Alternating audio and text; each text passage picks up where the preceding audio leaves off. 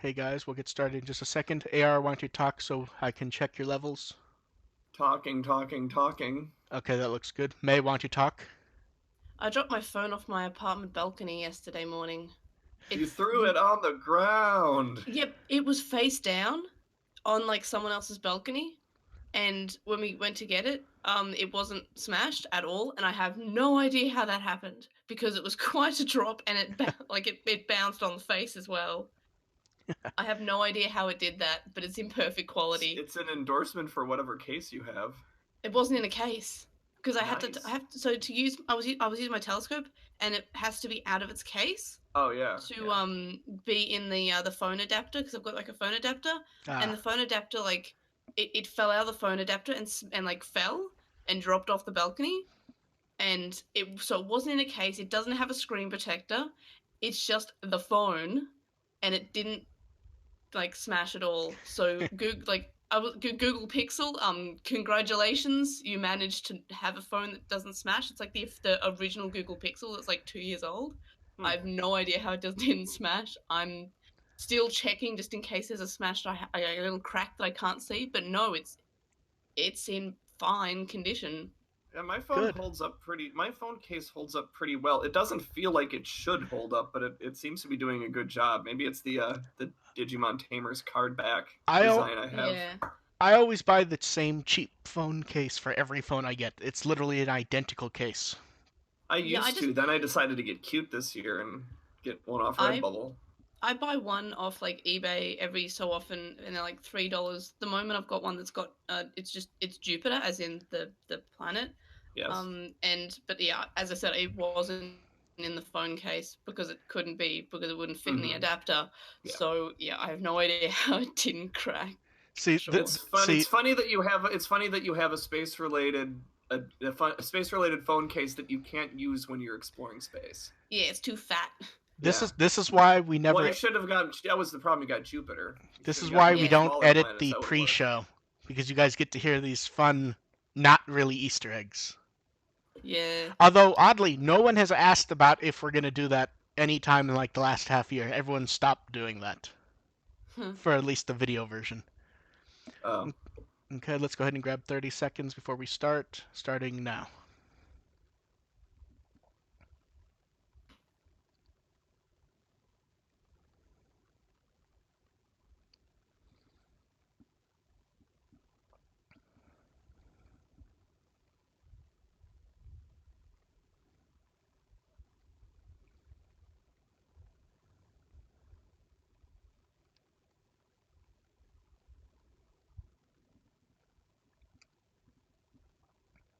Okay, you guys ready to go?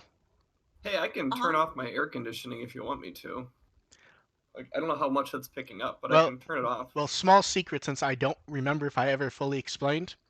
Hmm? It, I believe you and May turn off your mics when we do that. You're actually not supposed to. I don't. I don't. Okay, yeah, then that's fine then because literally I use that to create a filter that No, then I I know. I know how Yeah. that. No, I know how I that have. works. Yeah. yeah. Yeah, I have a podcast. I also know how Yeah. to Yeah. remove the Yeah, audio Yes. we had a few reducing specific. noise. Yeah, it's in my head to explain it because we had a few questions regarding technical stuff for the podcast again. So it was in Oh. my head Ah, to be ready to explain it anyways. No. Well, right. I've got my AC on, but I can turn it off if that's No, that's picking fine. up in the Ian, background. Ian, I can say for a fact everyone does not know that because occasionally I do get a question about why we randomly decide to be quiet for 30 seconds and it seems to be planned for. Oh, And I do because Ian just said in the chat, well, everyone knows that's why I do that. That's definitely not true. At it's the least, one. It's the one modicum of No, no. professionalism we have I here. think Ian was talking about the outtakes are the best part. oh, I okay, think that's what. Yeah, I think that's what oh, Ian okay, said. Everyone knows yeah, that about. okay. You know, But some podcasts loop the take and outtake and put that in the beginning or the end. Or the end. Yeah, like that's what I've see, done see, before. my view is if they're listening to the audio version of the show, then they get the. It has the theme. It starts at the beginning. I occasionally edit stuff out when it makes sense Yeah. to. If they're watching the You know, YouTube clip, might try to clean up the audio. if it's Yeah, the Maze in a wind tunnel. yeah, the Maze in a wind tunnel. yeah, the YouTube version is literally untouched from the moment we hit record to the moment we end, Yep. except exactly one time. There's one time that the version on YouTube is the audio show with a tweak. Because at the very end of the YouTube when we interviewed Jeff Nimoy, him saying goodbye gets cut out for some reason in the YouTube recording. Oh. But it's fine Oh. on the audio version, so I literally just swapped it out and put the title cards in manually. Gotcha. Shall we go ahead and do the actual show? Maybe. I suppose. Yeah, we like getting distracted, don't we? Uh-huh. Yeah. This is. Yeah. Okay, let's go ahead and get started. It's the one in between Expo and Fest. It's like this is the the burn off episode that we can kind of Yeah, sleep off. Yeah, this is There's still so much news still. Yeah, this is the burn off episode basically. It really is. Yeah. Welcome to the little podcast. We're here to have fun and inform about Digimon a little bit. I'm Mark. I run with the Will. I'm Mayor Palver, Digimon System Restore. And I'm May from Lost in Translation Mon. And wow, we have a lot of stuff considering it's a burn off show and we've done a lot of episodes lately. Yeah, weren't you just here last week? Yes, Yeah, and we have important business to talk about. And also, everyone in the chat room, do not comment on what I just did in case May and AAR did not notice. Wink, wink. Oh, I noticed. AR hasn't However, yet. My eyesight's not good enough to see what it is, but I would assume it's something from that show. Yes, it is. Which I put together. Oh, Yeah, no, I literally threw it together in 5 minutes about half an hour ago. I can't argue with you. I can't argue with your selection. For anyone who didn't notice, if you're watching the video version, I just swapped the little title card icons to Star Trek characters. Because trailer for the Picard show came out dual earlier. monitors. I was looking at the other monitor. I have dual monitors, but I have nothing on the other monitor. I have one single big monitor, Good, man. and I need it to be bigger for the podcast realistically. Because I have literally Windows overlaid on Windows, and I pop back and forth between them. So let's go ahead and get started. The first bit doesn't have a card, and it's not really Digimon news, but one of those times where it's worth bringing up was the Kyoto animation fire. Oh. Not much in the way of Digimon connection there, but worth mentioning regardless. Although there is a small one, they did do production cooperation for the third movie, and I admit I kind of wonder if we check the credits in more detail for the others if they might show up there also. But it's worth mentioning. It doesn't. We don't need to fish for a Digimon. No. I don't mean checking the credits now. I just meant in the sense of really bad fire, arson. This was just the worst thing ever. Yeah. Basically. And it got worse. Like it started bad, and then it was like, oh no, it's worse. That's awful. Yeah. The news just keeps getting worse. Mm. Like I don't doubt they'll be okay financially. Like everyone's pretty eager to support them. Yeah. But it's just we lost artists and we lost art. Yeah. So that can't be replaced. Yeah.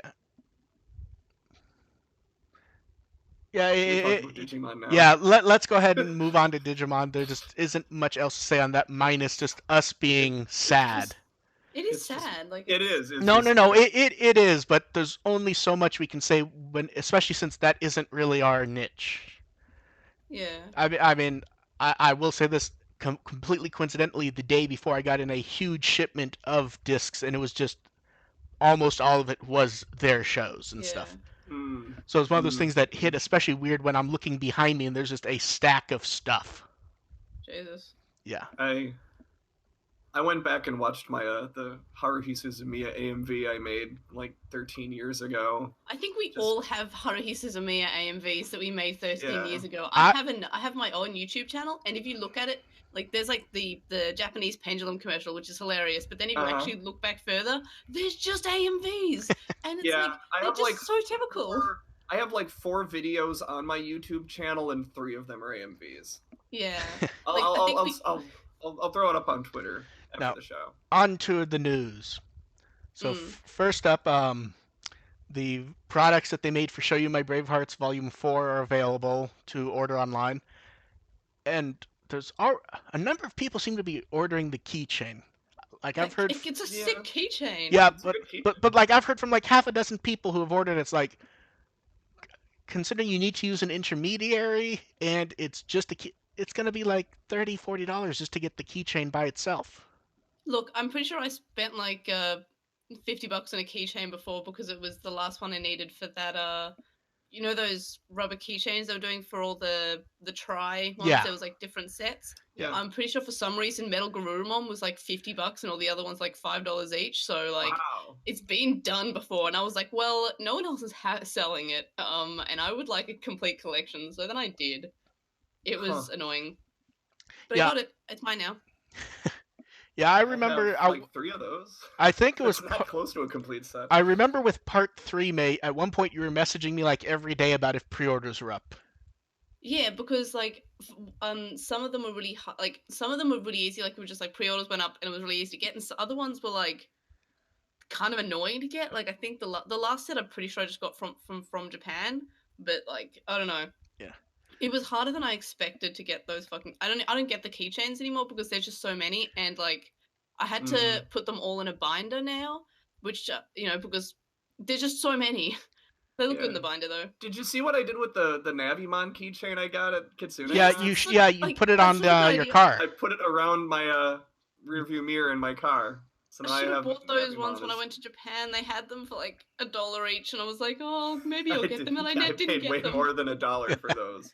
Yeah, well, to be fair, I got a Navimon and a Hackmon. Surprisingly, 2 booths at that con were selling those. Well, Adam, I paid more than $1 to fly to Japan. Yeah, that's fair. That's fair. Yeah, it evens out. Now they also had there was a compilation CD of the first 5 seasons there too. I didn't pick it up because it was $40, but that was a surprise to see. I think I might have that one. I have a lot of them. There's a bunch of them. I think I have that CD somewhere also. I was trying to find the name of it, and I found your write-up of it from 2010. Hooray! I definitely have it then. But yeah, and on to the mobile game news. The last few weeks has gotten weird. So, okay, a lot of mobile game news, and it starts off normal. It's like, hey, we get profile and artwork for Rassenmon Rage Mode. It's like the art is much nicer than the render was.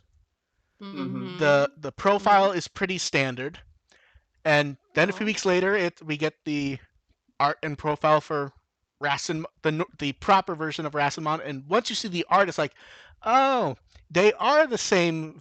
Like once you see the artwork, you can really fit them together much better than you could from what we had before. It's still a little, it's still a little bit dicey. A little bit, but you have to look a lot closer. But when you were looking at the renders, it was basically like if you looked at his arm guard, it was flipped around, and that was basically it. Here you can see like the feet. There's the drills on his back. There's elements all over where if you look around, you can see. There are. I just wish it was even tighter. I won't completely disagree with you, but it at least works better than it did before, where before we were like, there's evil Digimon and then good Digimon, and the only similarities, they're both from Erismon.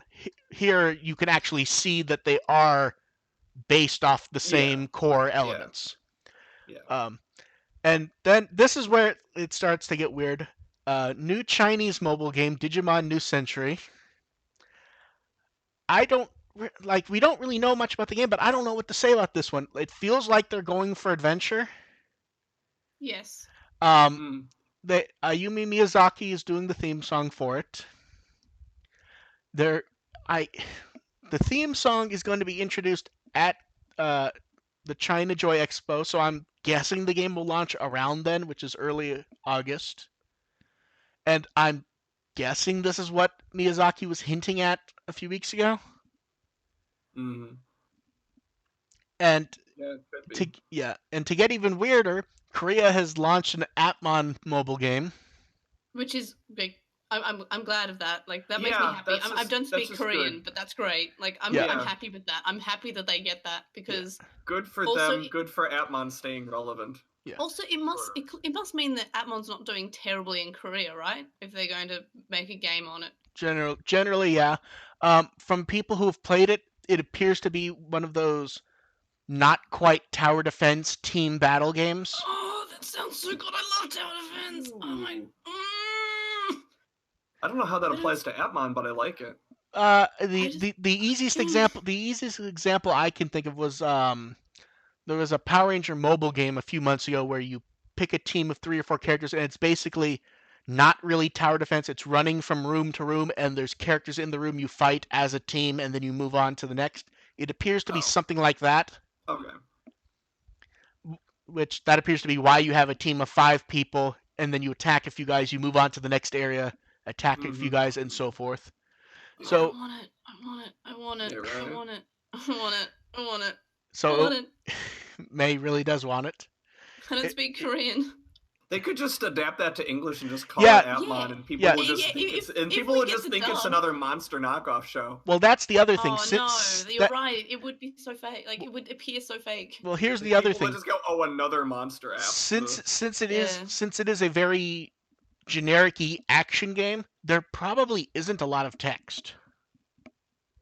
So, if and when Appmon shows up, I would not be shocked for this to show up right behind it. And I do have to say, I love the icon where it's just Yeah, Gatchmon Oh, looking yeah. forward. I love Gatchmon so much. He looks so happy with himself. I miss Gatchmon. I've got so many Gatchmon plushies that are like a lot of my plushies are in storage, but like Yeah. the Gatchmon plushies are just in my bedroom. Yeah, most and of my I'm so plushies sorry. are in storage, but I have both of my Gatchmons out. And I almost bought it. I almost bought the keychain. You I didn't wanted buy? all of them. How dare you not buy a Gatchmon keychain? Get out. Yeah, I'm offended. I didn't want to spend $40 on all 5 of them. I only bought Okay, 2. that makes sense. I've done that before. Like I haven't if I buy another one, I'm just gonna have to end up buying all of them. I'm sure if I see those booths at the next convention, I probably will get the rest. Watch me. Yeah. Moving on from poor Gatchmon. He's my best friend.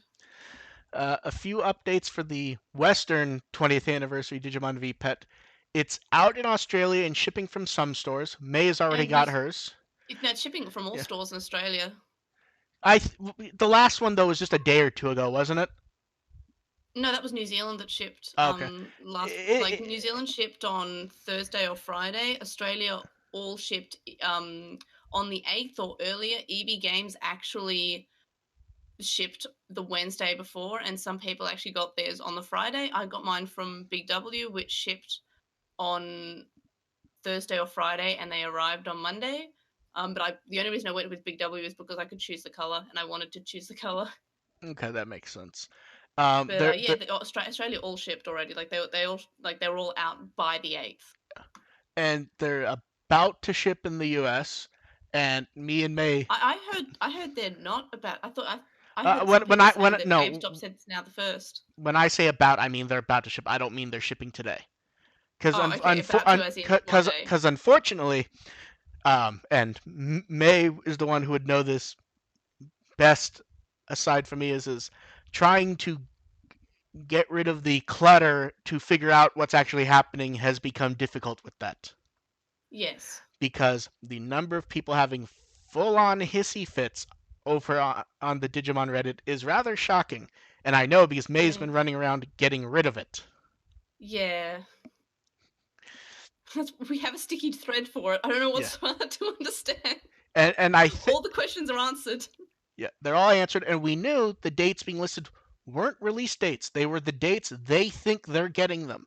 It does not. But the thing is, you go ahead. Yeah, sorry. Go ahead. No, go ahead. I mentioned this to you, so this is probably super boring, but I was genuinely surprised when it shipped. Yeah. I was just like, I honestly didn't expect them until August, because some websites, I think there's an Australian game store that's located in New South Wales called The Gamesmen, and they had their date for the 7th of August. And when I contacted them about it, they just said, oh yeah, no one's actually had a solid date. Everyone's just sort of guessing the date. Yeah, because that's generally how toy distribution works. Yeah, and of course, and I knew that, and I was like, well, that's fair enough. A lot of people clearly did not know that though. Yeah. Because whoo.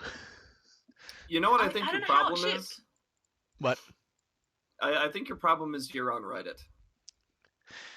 I like Reddit. I do too, but man, people do not pay attention on Reddit. May, I remember May going, is May went in the Reddit staff chat. Do you think anyone will be bothered if I put the sticky up there just to make it easy for everyone? And I believe my response was, May, that's a great idea, but no one is going to pay any attention because no one ever does. The majority And of people are, like, at least, which is good. There's like, I think 250 comments in that sticky at the moment, which is great. You'd hope so, but if they read something and get the answers, they don't post. You only get the people who don't read. Yeah. May went to so much effort, and so many people just skipped completely over it, though. Yeah, and then I feel bad when I delete their comments. I'm just like, I'm just gonna delete their post because Some of them makes you feel bad. I don't think you felt bad with the ones who were like completely flipping out about yeah, some people were just complaining, and I'm just like the people full on ranting about the evils of GameStop because they randomly walked into GameStop deciding they were just gonna have their $20 toy. And demand someone who is making minimum wage to Like- have the answers when just go in back and pull out the big box that you've got stashed away back there. Yeah, it's like, for example, I do have a toy pre-ordered at GameStop. That nice Goldar figure they're releasing. I literally don't even know what the estimated date they have for it is. I think it's sometime in September, because it will show up and then I'll get it and then that will be it. I don't need to like call and fuck up someone's day because I'm impatient about a toy. This would be a great segue into the pre-orders for Survive if that was next up, but it's a ways down. Yes, it is. Oh, I'm sorry. Just while we're can I just quick semi-related thing just while we're on the topic. Okay. So back in the glorious year of, I want to say 2011 or 2012. So let me take you back to that time. They just said, "Hey, Smash Brothers is coming out on the 3DS." EB Games, whenever something's announced, they will put up a placeholder pre-order page, and they do that whenever something's announced. So often we've had pre-order pages come up like months and months in advance. Oh no, most game stores actually do that in the US. Some games they don't because they don't want to cause issues, but there are some games that do not have release dates, and I've had sitting pre-orders that were no money down pre-orders that I've had going back to like 2014. Yeah, well, so a pre-order page came up in the year 2011 or 2012 or whatever it was, and it was like coming October 2011 or something, and then 11 came out, and you could see that every game store just put like a bit of a Sharpie over October coming 2011, and then 2011 passed, and they just put that black marker over the 2011 part, and it was just there. And I believe the game didn't come out until, I want to say, 2014, maybe 2013. So that was sort of, it just happens. Like sometimes they have the wrong dates and it's not their fault because they are just getting the shipment. So yeah, it's just, and also like it's I want to remind people it's a toy, not a life-saving like device. If you are promised like an organ transplant and they are wrong with their date by about like a couple of weeks, that one you can flip out on.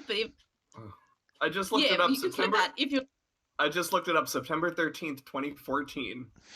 Yep, and it was meant to come out meant to not actually come out like years prior. So it was like people were so amused by it. People weren't upset by it. That's the thing. Yeah. Like it was just becoming a joke of just like pointing and saying, "Look, they've crossed out more text," and then they just removed it. Wait, I'm sorry. It's October 2014 for North America and Australia. Yeah, so I don't know. I just felt like that was a funny story to add in while we're talking about release dates. Like companies will do their best to get a solid release date, and sometimes they'll exaggerate. Yeah. And it's worth mentioning. It happens. It's actually worth mentioning in this case. Bandai was telling people July 2019. Yes. Like it's still July. No, but I mean in the sense of where GameStop goes, they don't think they're going to have them till early August, and people are flipping out. Well, you said July. I have information from Bandai where they said they believed they were going to be shipping in July, but even they didn't seem to fully know. Yeah, I have no idea how Australia got them. Like, I believe I sent you an image of it. I would assume distributed. My guess is they put them together in Asia. and they're being sent over here as freight. So they simply Yeah, arrived in right. Yeah, Australia that makes first, sense. and because there's no official release date, stores are getting them and selling them. Yeah, but people are actually asking, oh, so is the Australian version different or is it worse? I'm like, no, it's the same version. No, The it's exact same. literally That's why I took that fit. it's literally ours, and there's a little sticker on the back covering up Yeah. the U.S. Bandai information with Bandai Australia information. Oh no, no, there is the Bandai America stuff down Oh the. no, I think it's one. it's still there also. I'm just saying the only Australian Yeah. information is a sticker that gives information about Bandai Australia. Yeah, it says distributed by Bandai of Australia, Yeah. and it's just so I had to take a photo of that because people were saying, "Oh, it's not the same version," and like, no, it is the No, same it is. version. It is. Yeah. And we do finally have information about the actual VPETs from people who know how the VPETs work instead of guesstimating. Mm. It's just the two of the initial versions doubled up, correct? Yeah, 100%. Yeah, so I'm pretty sure we can probably expect a Wave 2 and a convention exclusive at some point. Yeah, I'm pretty hopeful that, especially because otherwise they would have just removed the Doraemon egg. But because I was able to get that Doraemon egg from my Wave 2, like the eggs are there. I just hope there for some reason I'm always pessimistic, right? I'm like, oh man, I really hope the Wave 2 for some reason isn't like America exclusive. I hope I can get my hands on it despite the fact we got the version 1 early. So see, I'm always pessimistic. As I said, I was shocked that it shipped. I was like, oh man, I was expecting this weeks later. And moving on to yet more VPET news. Hey, updates for the X2. A second pre-order period open for Japan. These ones ship in December, and U.S. pre-orders open from Premium Bandai USA. I don't think there's really much to say about this. Minus more ways to order is good. Yeah. Yeah, I pre-ordered them like last month, Yeah. and I'm super excited because I think I say it every time they come up. Fucking purple is just so pleasing. I'm so it makes me happy. It's great. I love it. I'm happy. I'm getting them both, but like the purple one is MVP, and I'm super excited because I love VPETs. Even though I was not a fan of the Digimon X, but like the battery life shithouse, but everything I just color them. Yeah, great. Fix the battery life though. That'll be A+. But I don't care. The color's great. The candy shells really do look amazing for these. Like, it's hard to comment on them without just how nice they actually look. And that's also one of the advantage of using a pre-existing shell is they can go a little bit crazier on what plastic they want to use for everything. I don't know. I just like the design of these. Yeah, like a lot of the times it just could be, oh, they found some old shells and put together some shell designs rather than put some pre-existing. Yep, that looks unique enough. Let's put a different bit of paint on it. Yeah. I'm excited. And we've started to get a bunch more information, especially from MONMON MEMO. So first they kind of explain the concept behind the lineup, and it works really well.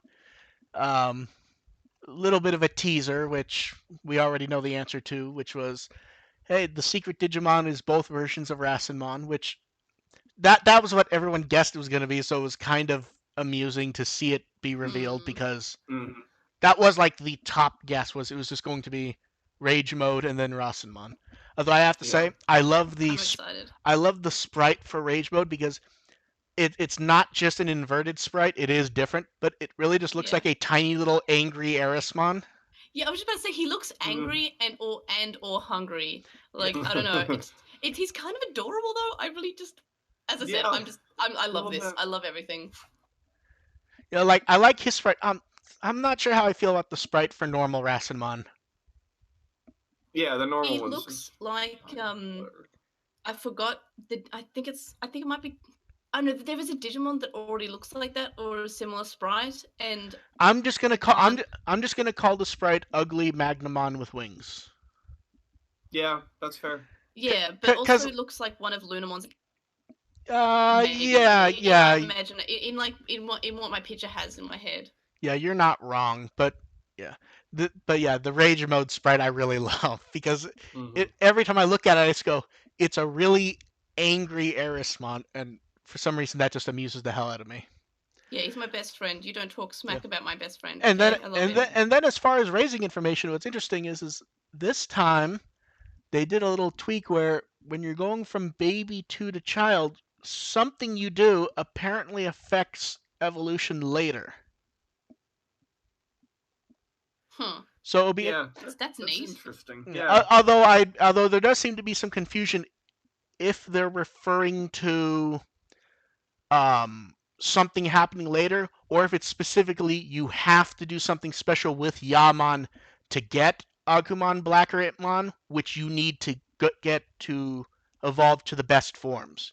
So that isn't completely clear at the moment.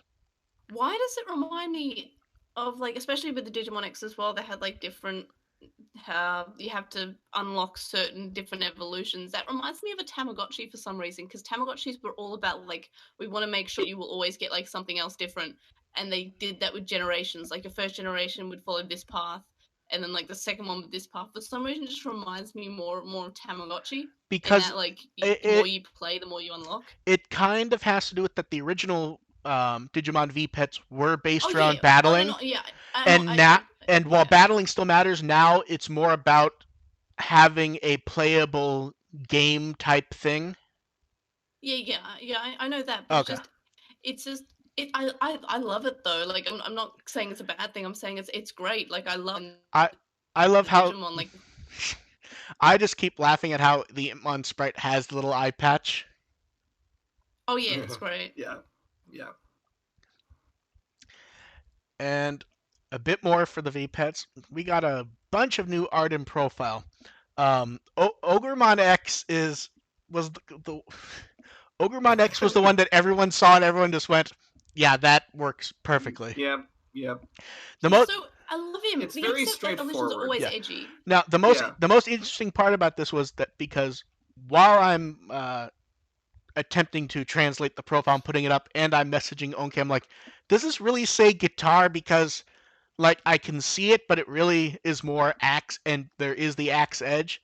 And yeah, it does say That's cool. guitar. It's Either an axe guitar. either the long Axe guitar. either the long He's in a Scandinavian metal band. oddly that Yeah. that actually works look wise. So either the longer profile Yeah. will clarify that more, or it may be some sort of reverse pun on people calling guitars axes. Hmm. So we'll see. But It yeah. just I love him. I love Oh this. no, the I look like this much more than Ogomon, like, regular mode. the look works perfectly. Like that is one of Yeah. those X Digimon where you look at it and you just go, wow. Yep. And like, he's up there with Gomamon X, who is the best. Yeah. He's just angry at Gomamon. Then we get Mephismon X, who seemed to surprise everyone. I like this one. No, it's a good look. I especially like the laser cannon coming from the parasol. Yeah. And the little Laser hat. cannon parasol. The hat makes it for me. Yeah, the hat. Like, I Yeah. don't care about anything else. I just like the hat. The little hat brings together the design well, and it's a good. The description really does like you can imagine it moving around the battlefield slyly, showing grace and elegance. It just describes stuff really well. He, for some reason, just a thing, like the way it was described. It's the little hat. That's Warhammer. It's so cute. It's like a little magical girl, but also like a magical girl that's like hellbent on chaos. I love it. And now we get to talk about the most recent ones, which I have to say were just some of the most amazing things that I knew they were coming. So first, let's do Agumon Black X because he's effectively just a repaint of Agumon X. Yeah. Yes. So there's not. They draw him a little more raptory, but I think that's just artists, tweaking it a bit. Yeah. So then let's talk about Vamdemon X, who and everyone has said the same thing. It looks like they pulled him right out of Castlevania. Yeah. Yeah. Because it really does. I mean, there's not a lot to say here because it is just a more regal Vamdemon. Yeah, it's just Vamdemon. Yeah. And now let's But- talk. Now let's He's my talk. boyfriend. Vamdemon X is my boyfriend now. I'm sorry. And I now love him. and now let's talk about the one that actually did seem to surprise everyone. Is that Metal Greymon Virus X is a completely new design. I love this. I know. I love Yeah. all of them. Can we just have that like as the title, like May likes Digimon?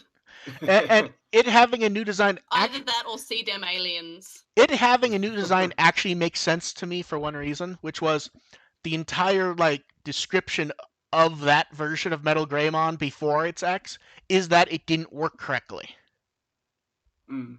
Which was that Mm. the combination of Digimon and machine didn't really work correctly, and that's Yeah. why it was like that. And now we have one where it looks like everything has been put together to fix it. So you get the laser plasma cannon sword thing. The wings appear to be gone and replaced with energy, which I just find interesting. Edgy. And Edgy. and I like there's, it. and there's a lot more armor, like to make up for the problems of last time, before it was X. And of course, we get the Osmaria hair. Yay. Like this feels like one that has to have been Osmaria designed. Don't you think so? Yeah. Mhm. And I want this art clean, big and clean, just so we can see more. Fuck, I want a figure of them. Like, I'm just waiting for them to have their super annoying, like, adorable little the Gachamon not Gachamon, the Gachapon figures. Don't I'm wor- just saying Gachamon now. don't That worry, are May. just the X antibody version. There's And a I'm gonna hate it. I'm gonna hate it. I'm gonna complain to Mark. I'm just like, I'm gonna have to fucking buy these, but then I'm gonna buy them, and then they're gonna be sick. Yeah, you guys aren't prepared for when. For me, it will be 2 a.m. For May, it will be whatever Probably time it at is. work. Yeah, and Lunchtime. she'll be Yeah, at work, 5 and I'll p.m. just be like, why'd you list that, you fucker? Now I have to go buy it. Yeah, I'm gonna be so mad, but also so happy. Like, I love, like, I complained so much to Mark about when the Merciful Mon Yeah. figure was Well, released. because And I'm just like, it's so fucking big. Well, 'cause I thought it- it would be like a little big. I'm still amused when we originally talked about it, and you're like, yeah, I'm not gonna get that one. That's I'm just collecting the capsule mascot Gashapon. I'm like, no, that's one. And you're like, no, it's not. It's Ultimate Image Omegamon Merciful Mode. I'm like, no, go and look at the page. They clearly say that it is like a high end. It's part of that line, and you just started to curse as you're pre-ordering it. Yeah, oh yeah, definitely. Definitely. And like I think we then had I think I was like, oh no, I'm gonna cancel it. I'm just gonna keep it to like the smaller ones because it's just too big and like it's like, well, I didn't even think too big. I just said it's so expensive just for one figure. And then when it arrived, I said, this is too cheap for one figure because it is like Yeah, it is pretty high huge. quality one. It's huge and it's not terrible quality for starters. No, And I'm just like, the worst thing that had happened, and I believe it happened with Borderline everyone, was you have to softly bend the little spine forehead thing. mine was fine. Mine just was like really easy to take. Oh, no, out. no, no, it You was told me to really be careful, so I was careful. yeah, it was really easy.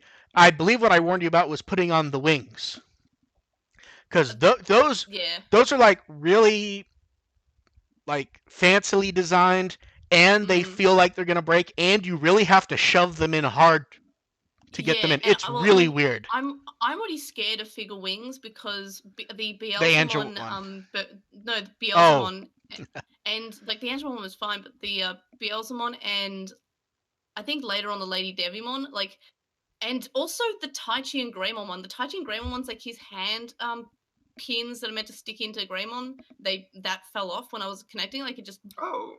like it just fell off in the toy. So that fucking pissed me off. And Yeah. then like it's just stuck in there forever now. I'm not sure how.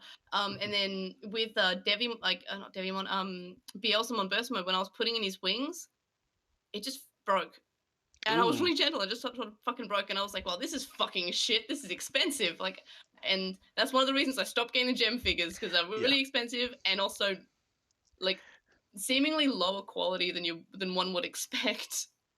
See, it's not that they're lower quality, it's that too many of them have those little fiddly parts and they weren't necessarily packaged well. Yes. That's why me, and I know DevQ got it also, the more recent Angelmon, the packaging is psychotic on that one.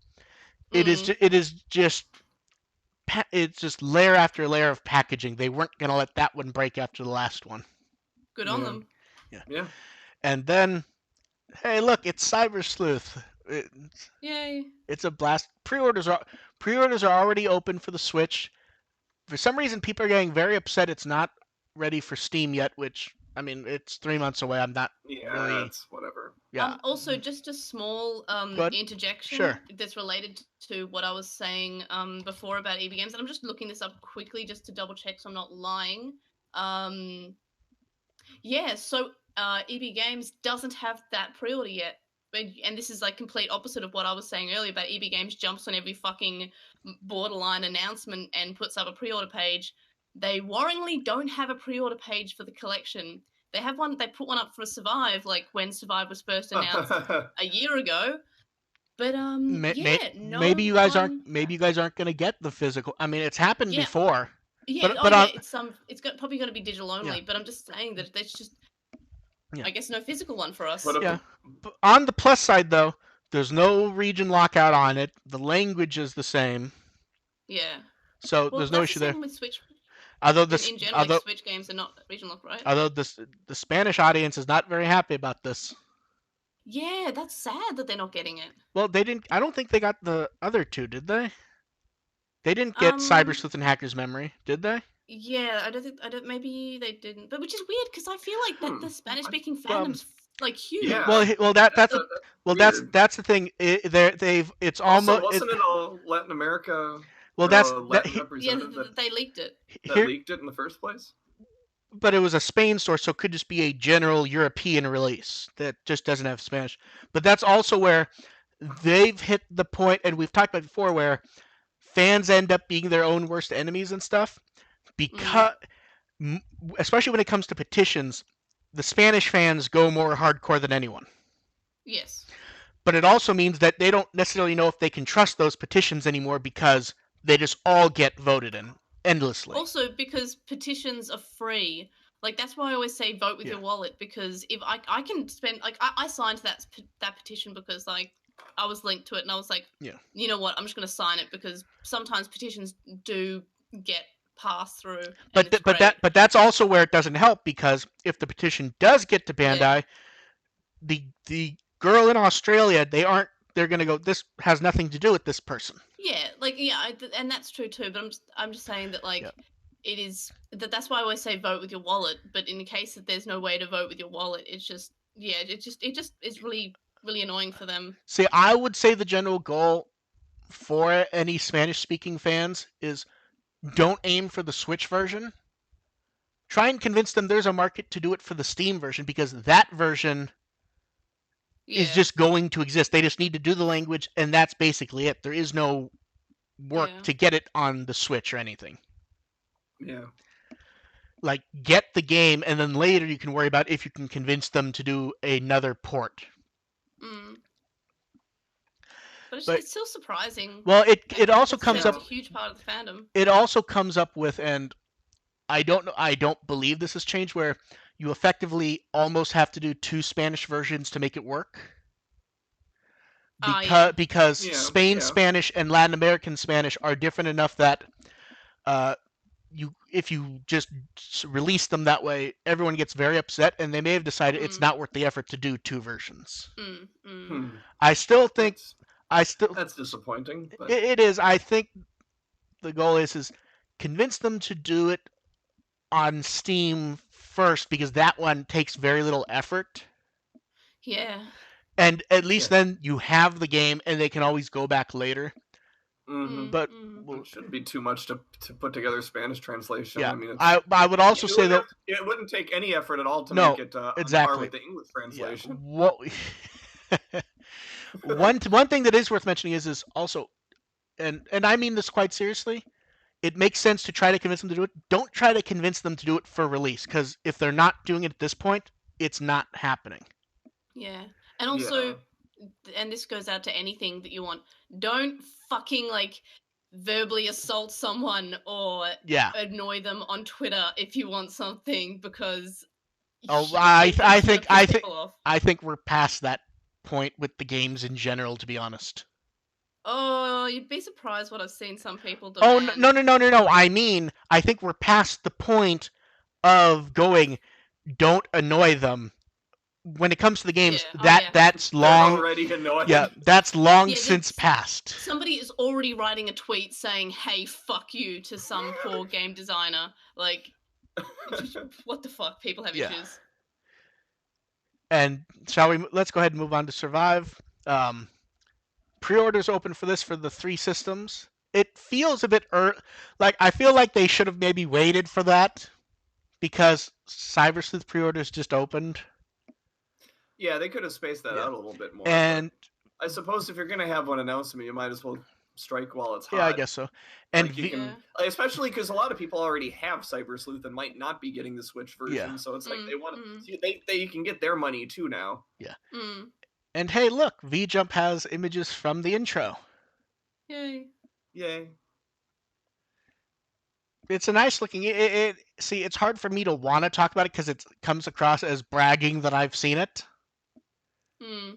But yeah, it'll come out soon. Yeah. I say this every time it comes up, but I really like the character designs. I really like that they're not. They don't appear to be children. I like the look of the trailer. Yeah. Like it does have that. It looks like I said, it looks really nice.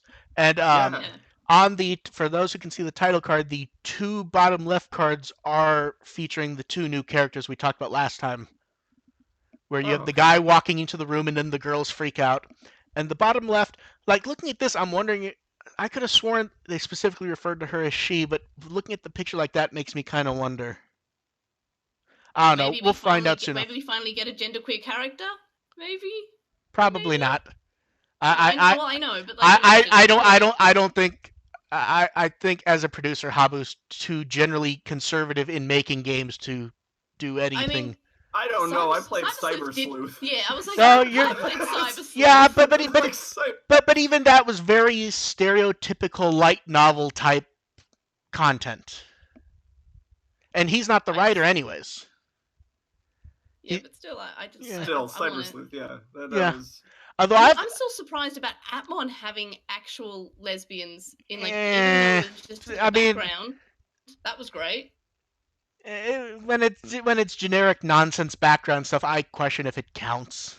I think it even counts more because it's not pandering. Yeah. Like sometimes to say, "Oh, I guess you're right. In that case, you're right.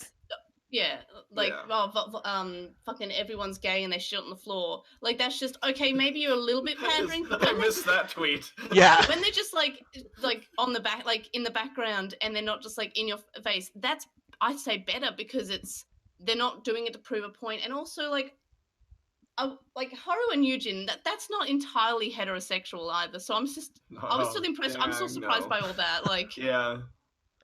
Hey, look, it's who we were just talking about. It's Habu, and he's answering. Although it is interesting, even we're just going, hey, Habu's answering more questions. Although he's clarified, it's not actually him. Oh. It's him sharing the questions with staff and them coming up with answers. And he really only answered like 2. Yeah, and I think one popped up and I'm like, oh, not gonna put up an article about this because he's gonna do more, and since then he hasn't. Yeah. But yeah, so there'll be more of these. But and one of them was basically stop asking which Digimon are. Yeah. Although to be fair, he said that basically at the panel also, which is Well, but are people gonna listen? No. Which is funny because they seem to hang on his every word, but they don't listen to him. No, they hang on every word that they want to hear, and then they tune out whenever he says something that they don't want to hear. Yeah. Also, are these the same pool of questions that they submitted for Expo, or are these new questions? Based on what was said, it's the same pool of them. Although it should be interesting. He goes, one of them, well, this is an interesting question, and then he talks about it, and then he goes, that's a great question, but I shouldn't answer it. I'd like to get the opinions of Mr. Kakudo and Mr. Kanaka. It's like, that's not really an answer. It's a fun topic, though. Yeah, that's a politician answer. It's a very politician answer. Well, here's the thing. It's probably appropriate because you can go in a lot of different directions on that. Like a lot of different seasons portray the idea of the human digital world connection in regards to the internet and where that fits in. Like that's different with each it's with very each presentation of the digital it's world. very much a producer answer. Yeah. Like this is where you get that really he's not a developer and he's not a writer, he is a producer. That's a perfect producer answer, which is that's a great question, but I feel like I'm not the one who should answer it. We should get the thoughts of these two guys who aren't around and really aren't going to be dragged in to answer this question, but we should get their answer. Although he does talk about it a bit, and he points out that Cyber Sleuth kind of goes into it. Him talking about the sort of why it had to evolve past being an LCD toy was interesting, I thought, though. Where how you're effectively the framing is hey, you have a little creature with you, and how the anime you had to basically redo it entirely. Yeah. Because you want them to have a character to them and not just be the thing. Yeah, to just be an an AI toy. Yeah, but even though Appmon really leaned hard on the AI element, which but was also cool. It leaned hard on AI as a concept, but the characterizations were really good, though. Absolutely, yeah. And also AI's advanced a lot since the 90s as well. Yeah. But like our perception of AI when Appmon was airing is a lot different than our perception of AI in the late 90s. Yeah, like I'm just watching The Matrix for the first time, and it's definitely a jump. Yeah. Like, wow. I got that even watching Lane again. Yeah, like just thinking back to Lane, like that is so dated. Adam, I watched Lane for the first time like last year and like the year I started the year before. I listened to a few of those episodes. It was interesting to. Yeah. I still say you should have. I still say you should have done dub. Yeah, well, I kind of wanted to, but also it wasn't bad. Also, the sub's fine. The Digimon just has so many. The dub just has so many Digimon voice actor connections. Yeah, the voice actors. Yeah. Also, Habu looks like a dad there. Like I don't know, he just looks like a dad. Well, like, every photo of him, he really does look like the consummate professional producer. Like here, the one compromise is they got him in a Digimon T-shirt, which you can only sort of see because he has the suit coat on. Yeah. I kind of I want him to be my dad. I feel like he's like the cool but also professional dad. Like I don't know. It's like he's dad. He's my dad. Also, if he was my dad, I could pitch him ideas for Digimon and he could produce them. But he wouldn't listen to me because like he's my dad. Like you know who would listen to you? Kinoshita. Because like think about him walking. He had the coffee. He had the casual shirt. He strolls in with Starbucks. Yeah. He was the uncle there to listen. Yeah, he's cool uncle. He's just like, oh, don't listen to your stupid dad. Listen to me. Like, I'll be here for you. Kinoshita's the cool uncle who showed up talking about cartoons, while Habu is the dad character who showed up with a prepared list of questions that he didn't really answer. Yeah. I don't know. That's funny. That topic is something that we should dive into that one of these days. Which specific part? The particular topic. Namely the idea of how the digital world evolves with the internet. Yeah. Like that's such a cool topic, and I wish. Yeah. I hope a future Digimon series picks up on that a little more, because there's got to be some bleed over at some point. Yeah, at some point they are gonna have to dig into that. I feel like Appmon tried, but Appmon also fell into the habit of it just being shortcut. The digital world in Appmon was such a different thing entirely. No, I know, but I mean, I think Try kind of hit it a little bit. But I mean in the sense of Appmon tried to keep it having explanations of digital equivalents. Yeah. But yeah. So I'm looking forward to Last Evolution. Like I don't know, I feel like that could also be something. I am. See, skeptical I think I know where Aaron's gonna go with that, but we'll hit that later. But we are kind of on animation at the moment. Hey, we expected it. Yeah, I say yay, and then I look at what the next slide is. Yeah, we expected it. Seasons 1 through 4 are gone from Hulu, but Hulu and Hulu supporters have decided to loophole and say that only Tamers is gone. Why do I hear a power drill? Oh no, that's just the Brady's just putting up the blinds. Oh, okay. So you get that's what the blinds. No, it's blinds. No, he's not putting up with the power drill.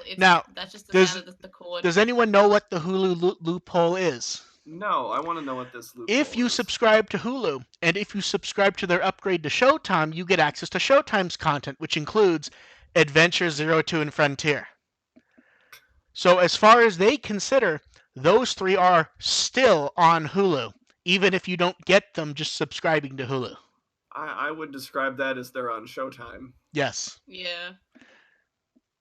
I agree with that 100%, but that is the explanation that they're giving us. Hey, only Tamers is actually gone. Wink, wink. I don't care about the opinions of Hulu stans. I can't believe you actually had to say that when I was thinking it anyways. But yeah, we'll see what comes up here, because it's not clear if there's at first we kind of went, there may be licensing changes, but then there's still various stuff is still around. It's just less places. Yeah. There's some shuffling. Yeah, it could easily be that Showtime just paid for some exclusivity from Cinedigm. There, I said it once for once. Yeah, there right. You go. I said right, wrong. Said Cinedigm, yeah. See, I always read it as Cinedigm though. Cinedigm. I like it. Cinedigm. Yeah, I give you a 10 for that. And moving. We'll have you applause. There we go. And moving on from Hulu, the Toei channel is airing all 4 Adventure and Adventure Zero 2 movies. There's only a couple showings left, but it was nice that they were airing them. Mm-hmm. But in some more interesting news, they're doing a 20th anniversary screening of both Diablo-mon films. This is fun. Yeah, I like this. And it's 7 p.m. on August 1st, which is extra fun. That's so cool. Kenji Watanabe and Hiromi Seki are showing up, and they're giving away a Japanese version of the postcard they gave away at Anime Expo, which I don't know why that amuses me so much, where it is the same postcard, just tweaks the logo and the date. I'm sure they're going to give away 1 million of those at DigiFes. Oh, I wouldn't be surprised if it's the type of thing where walking into the arena or walking out, they're just handing them out. Yeah. And the price for the tickets are pretty good. You almost expect it to be, $30, $40, $50 for an event. It's basically ends up being about $18. Wow. Yeah, which 2,000 yen. So that's pretty good, actually, to be honest. Yeah. Yeah, it's pretty good. So I don't expect. And those are good movie choices too. Like you got our war game, which is our war game. Well, let's be clear. They're good movie choices. One of them is arguably not a good movie, but it is the correct choice. Really like Boromon's counterattack. Oh, I like it. Counterattack is just fine. Leave it alone. No, I just realized that I can read the tagline on the counterattack of Diaboromon, and it's kind of like, I don't know, it comes across as lame. It's like, the strongest enemy returns. Like, oh my god, that's so lame. Yeah. I mean, let's. I mean, honestly, the counterattack or strikes back, as it was known in English, is also super lame. Although the whole premise of the movie is super lame. Characters are running around and just done with all this crap. Let's be clear. The movie's entertaining. The movie is 100% lame. I do still love it though, but it is a lame movie overall. I will die for this movie. I know the intro off by heart. I think it's a lame premise. I do not think it's a lame movie. It's very. I quite enjoy it. Oh, I do enjoy it, but it's not a great movie. I just wish Glasses Girl was in Try. I feel like a lot of people really hung their hat that was going to happen somehow. I did not. I did not. I didn't, but I wanted it to. Like, I was just like, well, it's a one-off character. It's never going to be relevant again. But like, imagine it would have been a nice reference, but I don't think it quite fit with what was the way she was described. I don't think it quite fit for her. Oh yeah, but imagine that girl. And also, I got a fic out of it. So. Yeah. Yes, you did. In my story, she's obviously not Glasses Girl, so. Oh yeah. And moving on to more things May will have to buy. I have a lot of things. Hey, look, we got a teaser for Ultimate Image Omegamon X. Now, here's what's interesting. I'm mad. So every single figure from the Capsule Mascot series, which Ultimate Image is a part of, we've been able to easily identify it, even in silhouette, because it is just the official artwork. This, unless they've like made this so parts move, I don't think there's any way to fit this with any official Omegamon art we've seen before for X. I'm just gonna say that because it's X antibody, he's just gonna be the same but pointier, and maybe the colors will be darker, and his head might be on fire, but like that's what I know. It's just you can see he's pointier from the silhouette. Yeah. We haven't had X antibody for Omegamon yet. No, we have. We have Omegamon X. We've had him for 15 years. Oh, have we? Yeah. Yeah.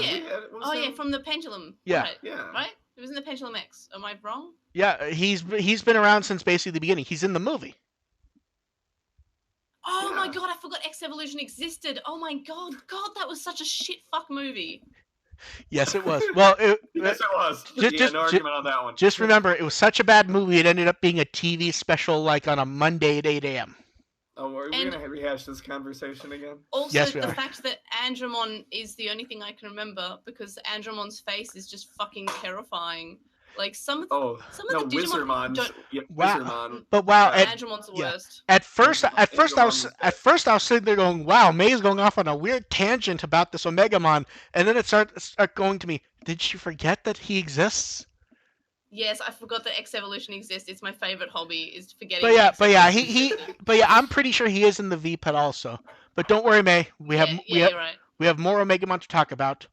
The model. I was pretty sure he was in the movie. I just it's been 10 years. Like, they had to have come up with Omegamon X by now, even if he wasn't in the movie. Yeah. Like, I was only sort of 60-40 on whether he was in the movie. No, he is. It's like May, I'm like, I don't want to try to remember. Yeah, as I said, when I'm trying to remember, all I remember is Andromon and also Doremon screaming, "This child is dead." Oh, and also Magnemon's sass walk. There's not many things that I remember from that shit fucking movie. Sorry, let's move on to the next one, which is I'm conflicted about the next topic. The model kits are up to pre-order, and they're getting a US release as we expected. I'm torn on the Omegamon one because it is just the reboot kit with a few changes. That's where my my confliction lies. But stuff like the color scheme has been tweaked a bit. It looks nicer. The head looks much better to me, at least, and the sword looks much better. Yeah, but the sticker is kind of iffy on the existing one. Yeah, but War Greymon looks so good though. Oh yeah. Yeah, I want War Greymon. I'm thinking about War Greymon. Yeah, yeah. And like where they use the pseudo clear plastic for the shield. Mm-hmm. And it like reflect. I don't know. I like it.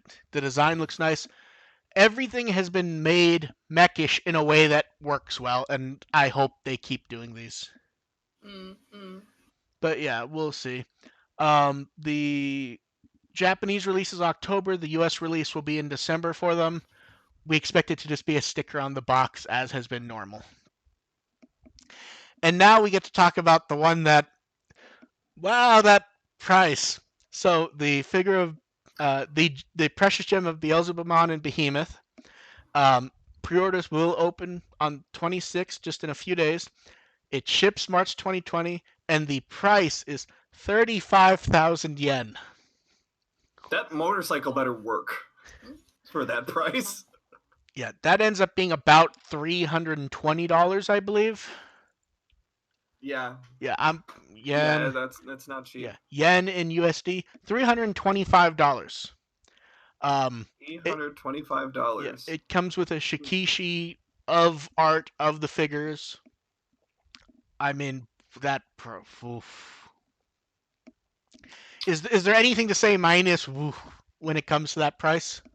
It looks nice, at least. And they fixed the eyes, so we don't have to hear about that for 3 or 4 years. I know. As I said before, I've had bad luck with my Beelzemon. I have like the. But May, there's no wings on this one. I know, but the other thing is I have the regular Beelzemon, which is like the one that they released years and years ago. I think it was D-Arts, no, or maybe Figure Arts. I don't know. It was a long time ago. There was no Fig Arts. I believe there was. I can't remember. I think there was a D-Arts. So it was probably D-Arts then, but it was depending on age. It could have been D-Real. No, it's not D-Real. It's not that old. It's like it was D-Arts, but it just for some reason, like the little back things, like the tentacles, kind of just like don't fit correctly. The hands always constantly fall off. Like it's just the hands are fucking annoying to put on, and I don't know. I have bad luck with the Elsamon figures. Yeah, this one better not break coming out of the package and putting it on the stand. Yeah, that fucking price. And then the same day as DigiFest Wonder Festival 2019 Summers, and they're going to give away fans, which will be free. They're going to give away part of the Digimon fandom? I'm making a joke. Oh, I actually misread that at first. Like I thought they were going to give away a figure or something to a fan. No, they're going to give away fans at the to paper fans. Yeah. Okay. Yawn. Moving on to another campaign. Campaign. Yes, and we're all saying it wrong because campaign. I think I prefer the way May said it than me. A couple of the stores that had the tri-glasses, if you buy the tri-glasses, you get a giant glasses wipe with all the characters. I want this so badly. I know. Want this for my glasses. Yeah. Did you see? Be... Did you see the size? I mean, it's the fucking. Wipe would be good. It's worthless for glasses at the size. You couldn't carry it around with you. Did you see the size of it? I have the regular size one for Mimi and Izzy, and I feel like they could have just been bigger. Yeah, this is the size of a full-size piece of paper. Yeah, it's good. It's more things to wipe on. That's too big for a glasses wipe. Fold it up a few times. Yeah. So if you're in Japan... The real question is, why would you want to wipe anything on it? Well, yeah, that's the other thing is you'd get it framed, probably. Do we have anything else to say about the tri-glasses Campagan? I love them wearing glasses, but I wish the Digimon also would wear glasses. Yeah, they need the Digimon wearing the glasses. Okay. That's true. Also, Tentomon, I'm not sure how. He doesn't really have eyes. AR, I would like you to try to say it as it's spelled. Campaign. There, now we've all done it and we can move on. It's champagne without the H. It's like campaign. Champagne. That is just already fucking campaign. It's champagne, which is appropriate for campaign. Glasses. Let's go. There we go. Campaign. So the campaign glasses. Okay. The second set of Draft Arts products are getting a standard release as we expected. And these all look so nice. I mean, we already talked about it, but you can pre-order them now without worrying about intermediary fees. The tape dispenser is the dumbest thing, though. It's always the dumbest thing, but it's always like weirdly popular. It feels like the most popular is outside of can badges and the acrylic stands is the phone battery. Yeah. And it's funny because everyone needs a battery. Yeah, it is literally such a generic battery that when I looked up the model, I was able to pull up. It popped up like 5,000 of these for every anime imaginable when I originally was looking up, trying to find like the actual battery. Yeah, I mean it's the same with they're not doing one here, but that water bottle that they do with like the blue. Oh no, yeah, it's the same one every time. Anime. Where it's the flat top thing, yeah. Yeah, when I was in Japan, I saw them for lots of other anime. Yeah. Like there was a Gundam one. That's just the design that they have that they just like print random characters on. Yep. And moving on from that, they announced and already opened another karaoke collaboration at Karates. Why they never open when I'm there? All I had was that really expensive $8 apple juice. Yeah, I remember you talking about the apple juice. It wasn't even Digimon themed, but it came with a coaster. Yeah. But why are these never open when I'm there? Yeah. I always either miss them or just don't have any. Yeah, I still like the idea of the squishy coaster on a keychain, and it has the baby designs on it. Then I love that. The postcard, seeing the images of the postcard, every time I see them, I'm like, what's with the weird coasters? Until I remember their postcards. Does anyone want to guess what the surprise one ended up being? I mean, we're all completely shocked at this, I'm sure. It was OmegaMon. Oh, that's a surprise. I know. Yep. The one drink thing was weird. I mean, they did the green because that's been like the anniversary color, but it's a soda with like a ball of ice. I laugh when I see it. Oh, the Rosemon one looks so good. They all look so good just because it's the memorial image design. They all look great, and they have the little I want song. all of them. They have the little song contest where you can win the coasters. That's cute. Oh, why am I not there? I want all the Mimi and Palmon ones. Why am I not there? Beg Shin to get you one. She's in Japan right now. Yeah, we can bug Shin about that to stock up. My parents are going to be in Japan like next year, and like I hope they don't have my luck of not having anything there, because I'm just going to ask them to get Digimon shit for me and hope that they decide they like me. But I hope they're in Japan for when there's actually something going on. It's like spring next year. But yeah, so Japan spring, not our spring. So that's already open. I want to go there. And I want to try singing. And we get to talk about another event May is missing. The Tower Records Cafe opened. And the decorations actually look really nice in this. Yeah, down to the random English on the silhouettes. How dare you insult the rant? It's better English than we normally get. It's better English than Kimpagan. I walked with Digimon. I walked with Digimon to all children. It almost makes sense. Sure, there's some sort of poetic interpretation. Yes, there is. We've gotten lots of pictures of people taking pictures of food. Did we ever get a press photo of the collaboration drink before this opened? Because that drink looks weird, and I don't think we ever saw it. They just told us about it.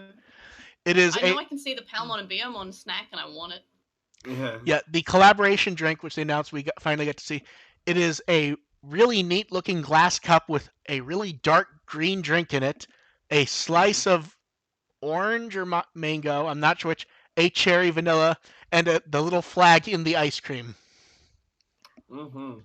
It does not look like something I want to drink, to be honest. I totally drink it. I like ice cream. I like ice cream too. I'm just not sure I want ice cream in random. So I like root beer floats, but like this is just like, it's not even like combining with the drink. It's just like a frozen scoop of ice cream sitting there. It looks like a plastic one. Like it looks like a plastic ice cream spider. Yeah, except it's not. These are photos from people that are eating and drinking them. That's why it weirds me out. Because you would expect it to start foaming like it would in a root beer float or a cup of soda. Yeah. And and instead it's not. No, it's just like there, and that kind of weirds me out. Makes you wonder about the consistency of the liquid. Yeah. It might not be soda. Like it might be It could be a smoothie or something. I thought it was. I thought like, it might be. Is it Calpis, that one? Don't know. I can't remember. Or I think I forgot to link to the old article. Oh wait, no, here. Wait, I want to see what that drink is because the photo of it just weirds me out so much. I need to know what it is. Where are you, drink? I like the decoration. Okay, here we go. The collaboration drink is melon soda, cherries, yellow peach, and a 20th anniversary. So yeah, that is a soda. So that should. I think that means they froze the ice cream in balls so they could just drop it in, and it's kept separate, and it just looks weird to me. The coffees look far better than I thought they were going to. I will say that. With the little argument where they're just using the pattern. Yeah. Although I will still say the bagel weirds me out. That one just doesn't work for me at all. Oh yeah. Oh, I would eat it. May, it doesn't count if you say it for everything you see. I'd eat the plate. Like it just looks really good. Although I will say this, the pattern for the bagel is really nice. Oh yeah, the pattern is great. I still think the top thing I'd go for is that Palmon and Behemoth one. Oh no, that looks like two little nice dessert Yeah, that things. looks really good. Like I want to go get that now. I'll book a flight to Japan and leave and come back just for that. Like it just looks nice. Get us good photos, May. Yeah, no, I'll probably remember to take a photo after I've already eaten it. Take the photo of the plate and then a caption that says sorry. Didn't that happen at there was something where you wanted to take photos of, and I think we got text from you afterwards saying you forgot. The escape room, I didn't take that many photos because it was like 5 minutes, and I was trying to get out, like win the escape room. So I took like maybe 3 photos. It was great though. Yeah. And then right before the exhibition opened, they announced the drink menu and price vet. The drink menu, so they announced 3 drinks. The first was a 20th anniversary cocktail, which they actually note is alcoholic. That's sick. It's just some sort of generic cocktail with a bunch of frozen fruit thrown into it. The Agumon drink looks kind of disgusting to me, to be honest. Yeah. Sure does. It is a mango juice based drink, and then they just like shove in a bunch of mango on top, and it just does not look appealing at all. Yeah. I will say. I mean, I'm not a big fan of mango. No, I'm not. I'm not either. But like the look of it does not look appealing to me. The Gabumon one looks sort of like a muddled drink to a degree, where it's a bright blue drink where they don't clarify it, but it has lemon and mint in it. It tastes like blue. It tastes like blue. Yeah, I assume it's soda water with blue curacao. I mean, they use that for Gabumon constantly, so I assume that. Yeah. Now, the products, we're going to talk... I mean, most of these are old ones, so we're not going to talk about them. But no, they do say it says blue. It says Gabumon's Gabumon color blue syrup. Like, I think it's just syrup. Yeah, but it does say blue syrup, but they don't clarify what it is this time, is what I mean. It has some sort of flavor. I think it's just blue syrup with a refreshing lemon. That's what I'm getting. Like, yeah, it's blue syrup with refreshing lemon. No, I know. That's what it says, is that it is a blue... It's blue mix with lemon. But there's lemon in the drink. I'm saying we don't know if it's blue curacao like it normally is, or if it's blue raspberry or whatever. I just think it might just be blue generic syrup. It could be just seltzer water for all we know. Yeah. So it's Gabumon's blood. Now the weird thing about the stores is like they clarified the store is like a mini limited base store, which feels kind of weird, and it feels. And the ear picks back. Yeah. There's a bunch of returning items. Then we get a 20th anniversary memorial image clear file, and then the can badges, which have been fucking vanishing. They sold out like 2 hours the first day, and then they were gone 30 minutes when they finally got them back in. Yeah. Yep. And we know what people are actually here for. Yeah. I mean, there's 49. The other stuff, there's a reason they're still in inventory. My plates are great though. My understanding is these were actually all items that did sell out originally, and they had to restock, and they simply restocked them late. Yeah. So they've just made more of them, so there's enough stock for a store, and they can clear out where. But this actually can't get enough ear picks. Yeah. Ear picks. Like I didn't buy one, but I feel like I want because it was really expensive. But I feel like I want one just because it's so dumb. Yeah. As I recall, the ear picks sold out like the second or third day of the store it was at, and they didn't get in the second shipment until like 2 days before it ended. Yeah. Because I'm fucking surprised people want Digimon ear picks. Hey, look, it's Gatchmon again. Yeah, I'm happy to see Gatchmon there. It's nice to see Gatchmon again, but what is he doing? Now I want to say May, you bought this lunch kit, didn't you? Yes, the lunch kit is amazing. I remember you saying that like most days. That like most of the time when we see this, it is generic crap that they've put the label on, and we kind of went, "Oh, they did it with this also." But you actually said it like really worked well. Yeah, like they've got the insulated bag, and the blue bag itself is really, really good. Also, if we're going to things that I also got the Agumon soy sauce plate, which is great. It's really cute. Everyone was buying those when they showed up last time. Cute, and because I like usable Digimon stuff. Maybe not the ear pick because like I don't need an ear pick, but I like Digimon stuff that I can use. Yeah. I don't know, it's exciting. Yeah. I love if anyone is buying anything, I would recommend that lunch bag. It is really useful. It is really good, and also you can put your lunch in it. Would you recommend the two-way tote bag? I don't know. I like the look of the tote bag, to be honest. I don't have that tote bag. Oh no, I know you don't. I'm just saying that's something I would recommend because I like the look of it. Oh yeah. Yeah, it looks good. Yeah, we would recommend the can badges, but realistically, you're not fucking getting them. Yeah. I have too many of those. And talking about the exhibition, it opened and it much more stuff than we kind of joke last time that it was just gonna be walking through and there's gonna be one or two things, And they really went all out for this. Yeah. Oh, the design for everything. So decorations, yeah. So first you get the photo spot with the big giant versions of the memorial art. Mm-hmm. Then they have walls where you get stuff for basically every character from every show. They have the launch posters for each show with, placard with date and information and stuff. And then they pulled out not every, but almost every character statue they have. Which, in a few cases, it actually confirms things that we had talked about before. Like, there is an Adventure Agumon one, but as far as we know, it wasn't really in the condition to be put at the museum.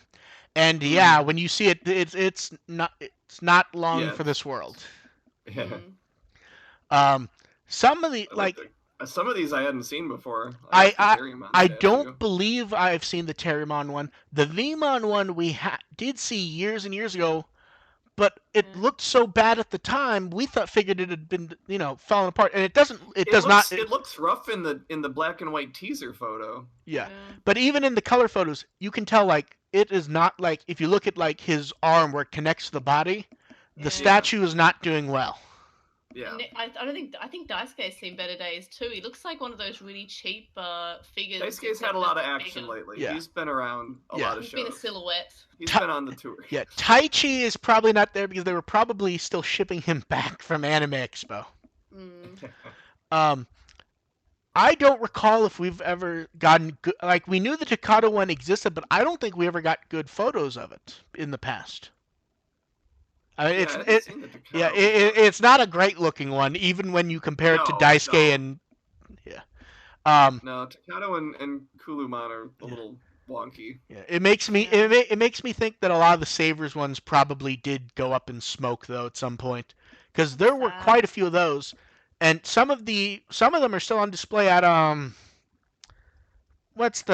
the theme park, but where they film all the samurai stuff at the Toei studio where they do a tour and stuff. Oh, okay. Most of the Savers ones, my understanding is they're still sitting there. Minus the Agumon one, which they stole for the museum. But I love that museum. The Gilmon one still looks in oddly good condition, and Kulumon looks terrible. Yeah.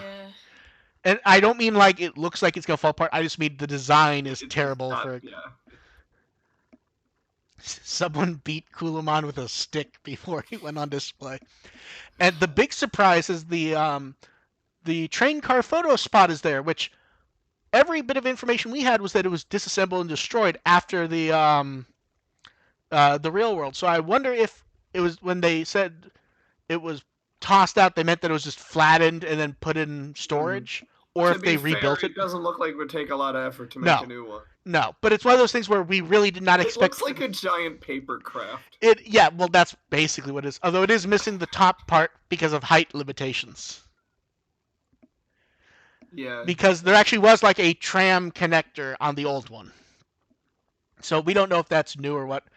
They have a bunch of DigiFes on display, which is always nice when they do. The CD display, I don't like. I like the CD display, but I don't like the look of it for one reason. It looks like a cheap store display case. Yeah. Maybe frame them or something. Don't make it look like you're just walking into a store that has them sitting there. The various figure displays are actually really nice. I like how they've done them. I wish more of these figures you could still buy. But yeah. See, I think we're all stuck just looking around at this stuff. Yeah, it's just pretty. Yeah, it's nice. It's just a nice display. Hopefully we get more photos because someone needs to send Director Kakuta there because there are clearly places that are meant to not be photographed and people actually aren't. Like the wall with the pre-adventure designs. In a couple photos, you can see them out of the corner, but in one or two of them, if you look carefully, you can actually see a no photograph sign, and people actually aren't photographing it. So we need Director Kakudo there to just Takato's scaring them away. Yeah. See, I wish I took photos inside the Toei Museum, but I couldn't because it said no photos inside, and I was like, I won't. But it had like this huge screen where you could watch any like trailer or opening it or ending or or play any music through the whole room. Oh, that's neat. Anything from Toei, and they had all the seasons of Digimon, and they also had the movies as well, and you could read information about the movies. And it was just this huge screen that was like in the wall, and it was all touchscreen, and it was super cool. But yeah, obviously I didn't want to take photos, so I was happy with my Agumon and the bench photo outside, because outside you can take photos, just not inside. Yeah. But it was really cool inside, and they had like all these displays as well. Not all Digimon displays. The Digimon displays were outside and in that screen, but like they had like One Piece stuff. It was really cool, and like Dragon Ball, and yeah, it was cool. Yeah. My favorite picture on this is the one that has the Masaru acrylic right up next to the Masaru pictures. Yeah.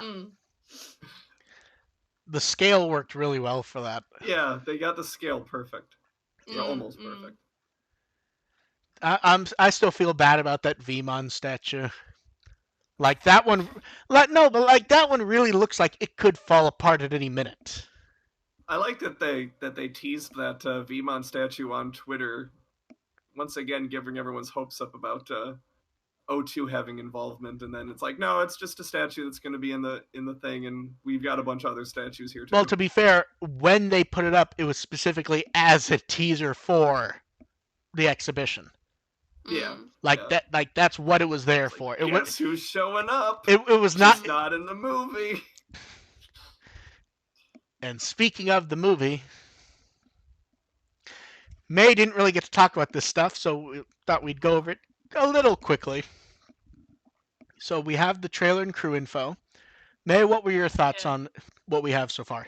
I really liked the trailer. I've seen a lot of people complaining that it's about Tai Chi. I'm like, well, fuck, of course it's about Tai Chi. And would you expect anything else? There was no doubt about that. Yeah, I really like how the designs seem a lot better. Like the designs that were in V-Jump back in December were just a little bit like they were fine, but these designs greatly improve it. Like that does get back to what we even said at the time, was these aren't the designs that were going to be in the movies. These were the character designer paring down the elements for it. Yeah, and I really like how they've gone with it. I'm looking forward to it. I won't get my hopes up because you have bad taste. No, because if I don't like it, I don't want to be super disappointed by it. Yeah, that's kind of where I'm at too. Yeah, like I a lot of people were disappointed by it. I think it will be enjoyable. Yeah, see, I think it will be enjoyable, and you know what? I'm looking forward to it. Worst case is I don't like it. If I don't, oh well. If I do, you know what? I'd rather spend my time prior looking forward to it and I'm sitting here wondering. It looks nice. But I haven't seen anything to tell me it's going to be like spectacular, but like it'll be fun. I think I like the premise of what the trailer seemed to have is like that continuation of they are growing up, because they are growing up. They're adults now. They're not the chosen children anymore because they're not children. They're the chosen non-children. Yeah, they sort of took care of that. They're not the children anymore. Yeah, well, in Try, that was still like arguably. Well, they were still teenagers. They were still kids, they bridged but they were growing. Gap. I still kind of think of it as the chosen children, just adults, and that was more contextual. Yeah. At least for me. They have to have some name. No, I agree with that. I still want to know what happened to Maki. I still want to know what happened to Alphamon. I'm not going to get that. I think it could be a fantastic. I don't think there's any reason to deal with Maki in any I think I'm perfectly happy with how she ended. I wasn't perfectly happy, I know. But I don't think they need to accept that as well. I don't think they need to go there. Yeah. So back to that's now back to the design, since this is what May really wanted to talk about last time. I know May was very excited about the tweaks they made to the Mimi design for the animation. I mean, I liked her original character design that we saw in December, but I feel like this is just I feel like it looks more fashionable. If that makes sense. It does. That she still wears pink. I think what it is by changing where some of the lines are, it comes across just better. And a few of the color tweaks, like the zipper being pink, I think helps.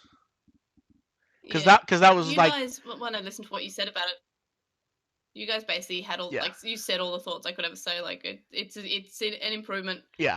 I just like to see them grown up. They're all grown up, and look, Joe's in fucking some medical scrubs or something. Good on him. Hikari still bothers me. That's good because he. Something about the face and chin still bothers the hell out of me. Oh, I'm just bothered by the fact her shirt appears to be see through.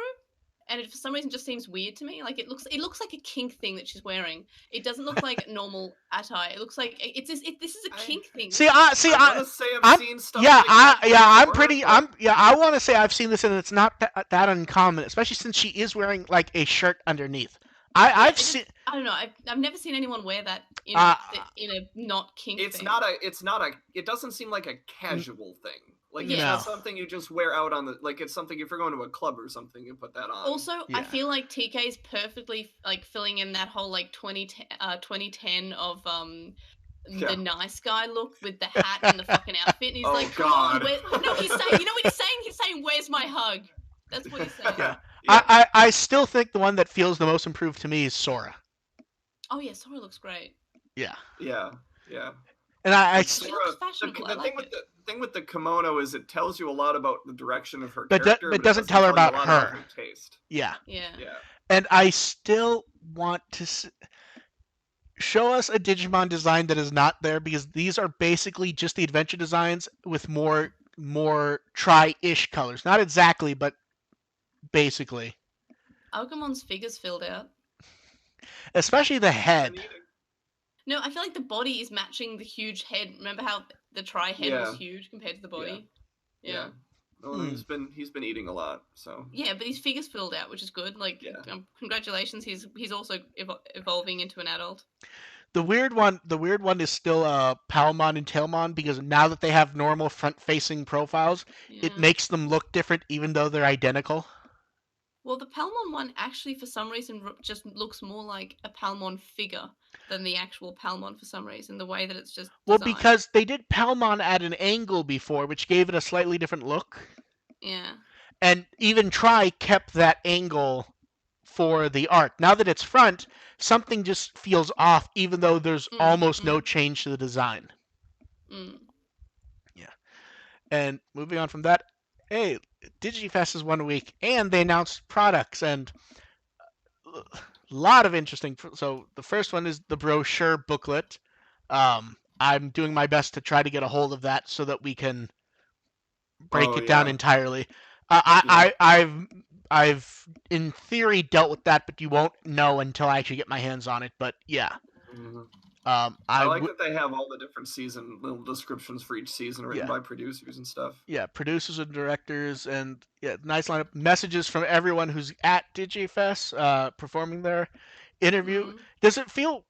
I feel like when they wrote this, they weren't sure if they were going to have announced the director yet, because they don't list his name, but they list the name of everyone else.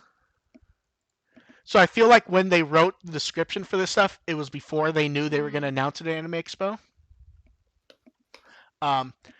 Then we've gone over the tote bag, the shirt, the towel, and the light before.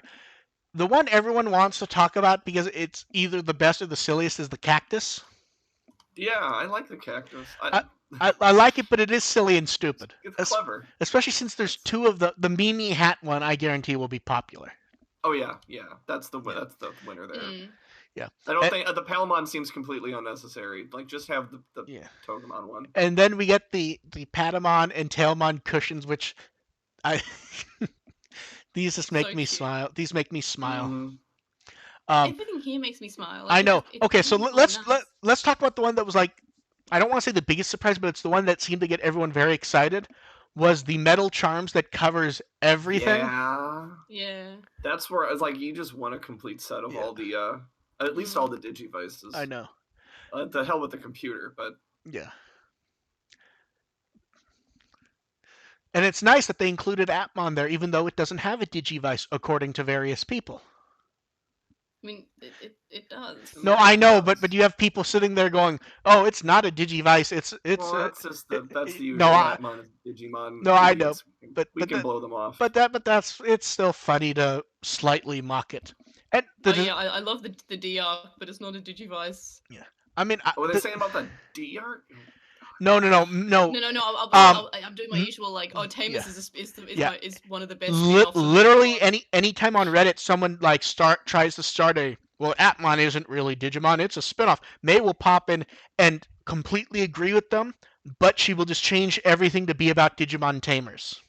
Yeah, like, but the thing is, like, people cannot like Atmon. That's fine. That's a matter of taste. But it's still Digimon. Like it or hate Yeah, it is a Digimon season. The one thing I So, will yeah. say, I like the design of every one of these, but I would have killed the last two. I would have killed the computer and the crest so that we would get the upgraded savers and Yeah. Oh, and the I was gonna Yeah. say Frontier, Duo? but I guess Frontier's close enough that it doesn't really It's matter, does close it? enough. I think Yeah. maybe the duo would be the Atmon, Yeah, App Drive duo would be Yeah. what Yeah. you're thinking there. yeah. Or even like the one Taichi and V-Tamer has that the DigiWatch thing. Ooh, yeah. Yeah, but they're sticking like, to I know this. It's a bit of a deep cut, It's but it's a, But it's a niche, but they're also, like, they're sticking to animation here because then it starts going into do you use the twin from because Next used the twin for decent Next, portion. yeah. But I don't know. I feel like V-Tamer has a bit like because it was one of the first stories. Like, I know we also have Bun. We could also just have a Bun one. But here's the other thing. I don't expect us to get anything for the Digivice 01 for one reason. no, They've shown interest in actually doing it as a I product. want it. That'd So be cool. so I don't think they'll do anything that small that could sate that interest because if they're gonna do a fancy one, that's the one they need to make sure everyone buys because that's the one that kills any attempt to do anything interesting, much like the Zero Maru figure. Yeah, which I'm still surprised about. Like, I know I always say, "Hey, what about V-Tamer?" No, But well, we all are. V-Tamer actually gets stuff. It's like okay, that's surprising, and that's why I don't collect the gem ones because they just I don't know. They're just too big, you're too buying expensive, that one. and You not you enough. you Yeah, don't you I'm don't buying that one. you don't get a choice, May. You're buying Yeah, that one. I'm definitely buying that one because like I say this basically every podcast. No, but I vote and with my wallet. we're all honest about it. It is voting with your if there's something that you want Yeah. and you want more of it and you can afford it and you don't buy it, then yes, it is your fault if that's it. Yeah. Now, Like when here's something isn't released and people complain, like it's like, would you have bought it? And they say, well, no. I'm like, well, then that you because people. But because as we're saying, the signature, 2 seconds, I signed it. Like it doesn't take that long to sign a petition, but like because commitment, you don't put any money towards it. But if you put money towards what you want, people say people putting money towards it. Let's make more money. Yeah, but like for example, let's say you don't like V-Tamer, you do like let's just say Digimon Next. Yeah. You may not. I can fully understand not buying the figure in that case, but that is where. Like that is the weird goalpost that exists now.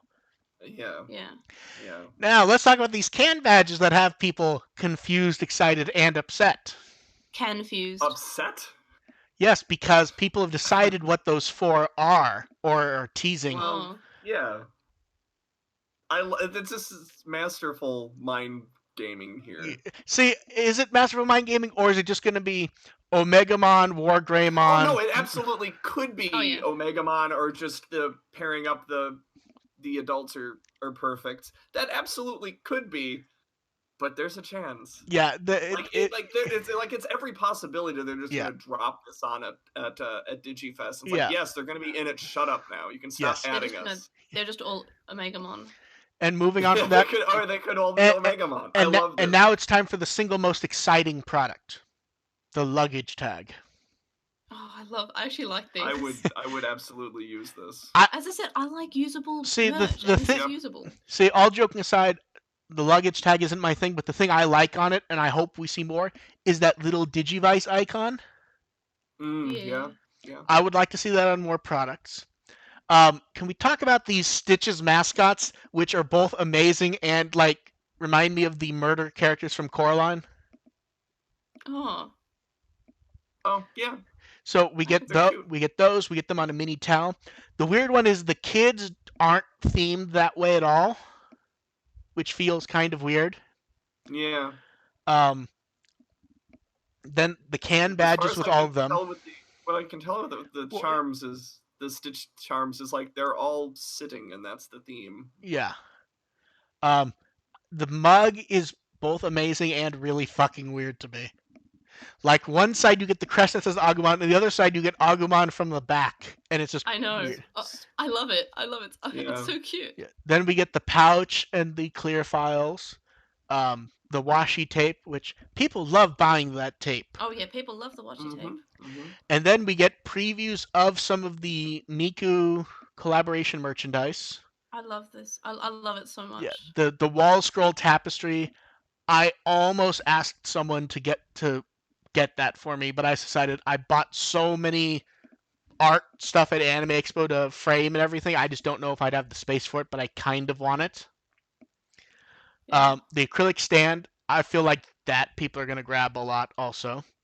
Oh yeah, the acrylic stands always Yeah. sell pretty well, don't The CD type memo pad. I remember when we had to explain what this was on the show, these people Oh, were yeah. confused and upset about them because they thought they were they? Yeah, I remember CDs. that. Yeah. Mm-hmm. That was continuing to perpetuate the idea that there's going to be Miku recording some songs or something. Yeah. Oh, I assume there will be. I mean, I don't know. because Because the all little we have baby right, inside all we me would have love of that. all we have of the collaboration so far is this image. Like, we but don't that's know what I how mean. far they're gonna It go is with a this. promotional image for a collaboration, though. Mm. Yeah. If it, I mean, It's like, I would mean, assume there's gonna be more. like here's the thing. I will go on a limb and say I'm 99% sure of at least one thing. It will be Miku singing Butterfly. Oh. Like, doesn't that feel like exactly what would show up for Yes. this? Then we get I have to admit, the Digi8 t-shirts I like, where it's just a plain white shirt, but the pocket is the Digi8 design. It's nice. I like that. And hey, the hoodies. Remember when we saw these? I want the hoodies so badly. We saw these 8 months ago. And they're apparently going to show up somewhere else. And yeah, they're nice hoodies. May's going to have to spend $95 to get them before intermediary more. I live in fees. Australia, remember? Yeah, that's why I said before intermediary fees. Oh yeah, probably, but then also shipping. If anyone's going to the convention, get in touch with May. I'm sure she will happily pay you, so she does not have to figure out how to get these at double, triple markups. Free would also be nice. See, May hasn't done this long enough where she's given up hoping that they'll just send free stuff. Oh no, I will never get free stuff. I'm not. I was never hoping. Okay, I have to be honest. I like the belts where you get the egg design and the belt buckles is the silhouette of the Digimon. It's stupid, but I like it, and I will never buy it. And they do the same thing with the hand towels. The cards. I'd rather have the hand towels, to be honest. Now we have two different card sets, both of which go from Adventure to Savers, or from Cross Wars. It feels like they should have slipped in two more cards for Try and Atmon. Yeah, it's very. It feels At like least if they're doing the main goggle heads, I feel like they should have done Hunters and Atmon. Well, but remember, as far as Toei's concerned, Hunters and Cross Wars are the same thing. Yeah, it's just like if you're presenting them this way, I feel like. No, I agree with you on that. Although it's kind of weird where you have them all doing the victory pose, but a few of them can only sort of make it, so it's sort of hard. Like Saver's Agumon, it's not clear if he's actually doing it. Yeah. We're like, if you look at Adventure Agumon, you can see where he's moving his thumb enough where you can see it. Yeah. But with Saver's Agumon, that's not clear. And where they position Shoutmon in the big image, you can't see it at all. Yeah. I like the Vmon art, to be honest. Yeah. And then you have ones from Hyper Coliseum by Kenji Watanabe, which, like these, I want to see them bigger, though. Yeah. Yes. Saver's Agumon does not look right on this art, though, to me. Like, something about his head just doesn't... They always feel like they have to adjust it a little bit. Yeah, I guess so. This is Saver's Agumon. Yeah, even when you're completely changing the art style. See, this is where, for an actual card game, the price is horrible, but for a collectible, it's great, where each of those sets is 1,200 yen, so about $10. Yeah. And if you buy them together, you get the little extra cards with the Digimon art, and then all of them. I don't know, I like it. The 0801 shirt, which just still amuses me, even though it's completely worthless. Then all the acrylic card sets are back.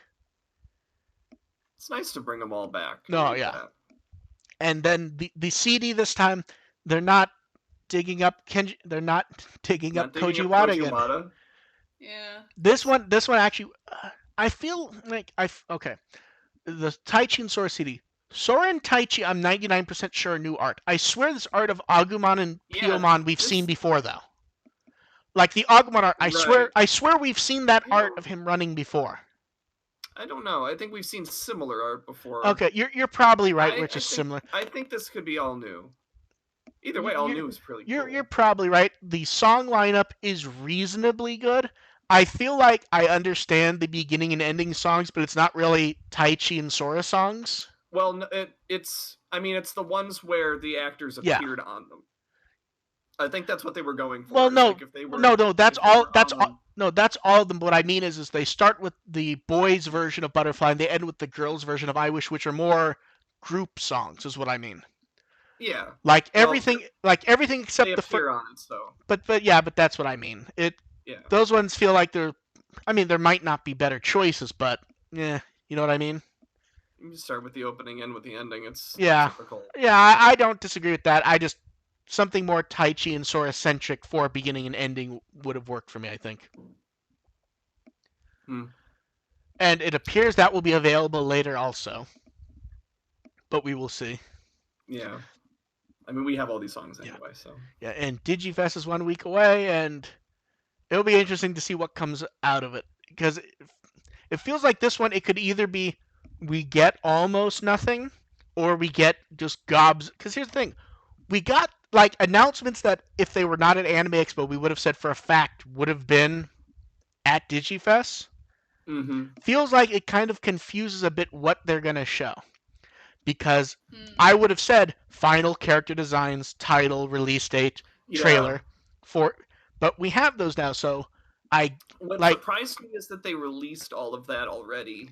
Yeah. Like some of that I could see as being AX exclusive and then hold it until DigiFest before putting it all out there. That is how it was actually presented to us in the room, which was we're showing you stuff extra early, put the cameras away. There's no cameras here. And the way it was presented really felt like stuff might not be shown for weeks or months in some cases. And we still haven't gotten that Survive opening. That one doesn't surprise me because that's the game's opening for a game that has no date and is not going to come out in the next half year, basically. Yeah. At the same time, I could see them. I would have imagined they would at least parse out a little bit of that to throw up. Technically speaking, they have. They put a bunch of screenshots of it in VJump. Yeah. I mean, that effectively is parsing it out at the first marketing point possible. I'm not saying I don't agree with you that I would like to see that again for confirmation of things that I believe I saw. Of all the things I would see them putting up right away, I suppose the Cyber Sleuth trailer would be the most obvious thing to put up right away, which they did. The thing with Survive, the Survive one would have been probably. I would have imagined the Survive one going up before the Kizuno one. I wouldn't have for one reason. I kind of got the feeling that the reason they were showing us that with Survive was that they didn't have anything to show. Like I get the feeling it was sort of shown because they didn't just want to go. Survive's delayed and Cyber Sleuth's out and bye. Like there wasn't anything for Survive to show. Yeah, but even then you could package together some old clips or something. See, I think that they kind of put themselves in a corner because that, to a degree, is sort of what the interview felt like. It was some random clip material with interview material. And if you just, I think that's kind of what happened. But yeah, them showing a clip of the movie wouldn't shock me. They've kind of hinted at it. It feels like in the lobby we'll see something about new figures, which they've enjoyed doing that. Yeah. I still would love to see the same thing that happened last year happen again, which was where they said they were going to show off the figure at Wonder Festival, but because they only had one painted prototype and it was at Digimon Thanksgiving. They had the Oh. photo of it sitting there until later in the day. Like it feels like this is where we'll see painted Zeromaru. Mm. Oh yeah. Um, Yeah. Hope I so. I would like to see an update on Digivolving Spirits because it feels like they've delayed that to more combine it with the movie release. Yeah, but Mhm. I miss the days when it was it's every 2 months we would get Yeah. Digivolving Spirits release, and I love Digivolving Spirits I so know. much, and I miss them. Yeah, but I'm not shocked that they would delay it for lining up the Mhm. movie. And the other I know truth it's great. and the other truth, of course, is they're starting to get to the end of the characters where they can probably sell People, them really yeah, easily. yeah. Yeah. Like Like, I still Yeah. would like to see the Palmon Lilymon one, but like, no, I absolutely would, but I can also I understand think. if they went Black War Greymon was it would yeah. not Mhm. shock me, but I do not believe that's the case I mean, at the to be No. fair, it hasn't been that long since they released the last one. It's only been a couple of months. yeah, Yeah. especially I'm fine But with at the them. same Like, time, it's been a year since they've teased was it Dukemon Groudamon Crimson? or Groudamon. Oh yeah, well, Grudemon too. but remember we saw an early prototype of her. We saw a Yeah. much more updated prototype, and that was only in like April. Yeah, that was Yeah. recent-ish, but Yeah, I'm fine with them stringing it out because it is one of my favorite toy lines ever. So if they just make it last longer by yeah. delaying it, yeah, sure, See, why not? I'm torn because we've seen they actually are selling, but it does feel like they're getting to the end of characters they can just sell with no Yeah, effort. those are the automatic ones, and they've got to push Yeah. they have to time the rest of them Yeah, better. Yeah. it feels like the last one of those was probably Holy Angemon. Yeah. Yeah. Yeah. Holy Angemon was the last one, Yeah. and then I think Tentomon was before See, that but one. I'm not sure Tentomon's an automatic sell, to be honest. It's Like one of the best ones though. no, it absolutely is. But Mm. Tentomon isn't say putting Patamon turning into Holy Angemon on the shelf. No, because Yeah. he's not anybody's. I guess not many people's favorite one. It's not like an insta buy for people Yeah. who aren't collecting Yeah. all of them. Yeah. Even though he is arguably the one of the best looking ones up there with No, Diaboromon. he is the best looking one. Period. I think, to be Yeah, I honest. really like Diaboromon one though still, but I think it's just the color of like the plastic that's just really nice. I know Yeah. I really like that one. It's nice. No, I would say they've all been pretty good. I Oh, would I hate well, the no, Andromon one. yeah, I was gonna say they're all pretty good except Andromon feels like it's a C or C minus job. Yeah, and like every time I move her, her fucking back falls off. Yeah, Like the backing part, which are yeah, like her wings and stuff. It just sort of like but but it's not held I together. will say it's also been aligned with very high expectations. Like if you ignore her, what's the Yeah. worst one? It's Um. probably Diablomon. I know. I would say just like I guess Metal Garurumon is like the one I'm like No, about. Like it's but still that fine. no, but that's what I mean. If you remove Angelmon from the equation, it's It's hard to pare hard. down Yeah. what the actual worst one is because they're all really good.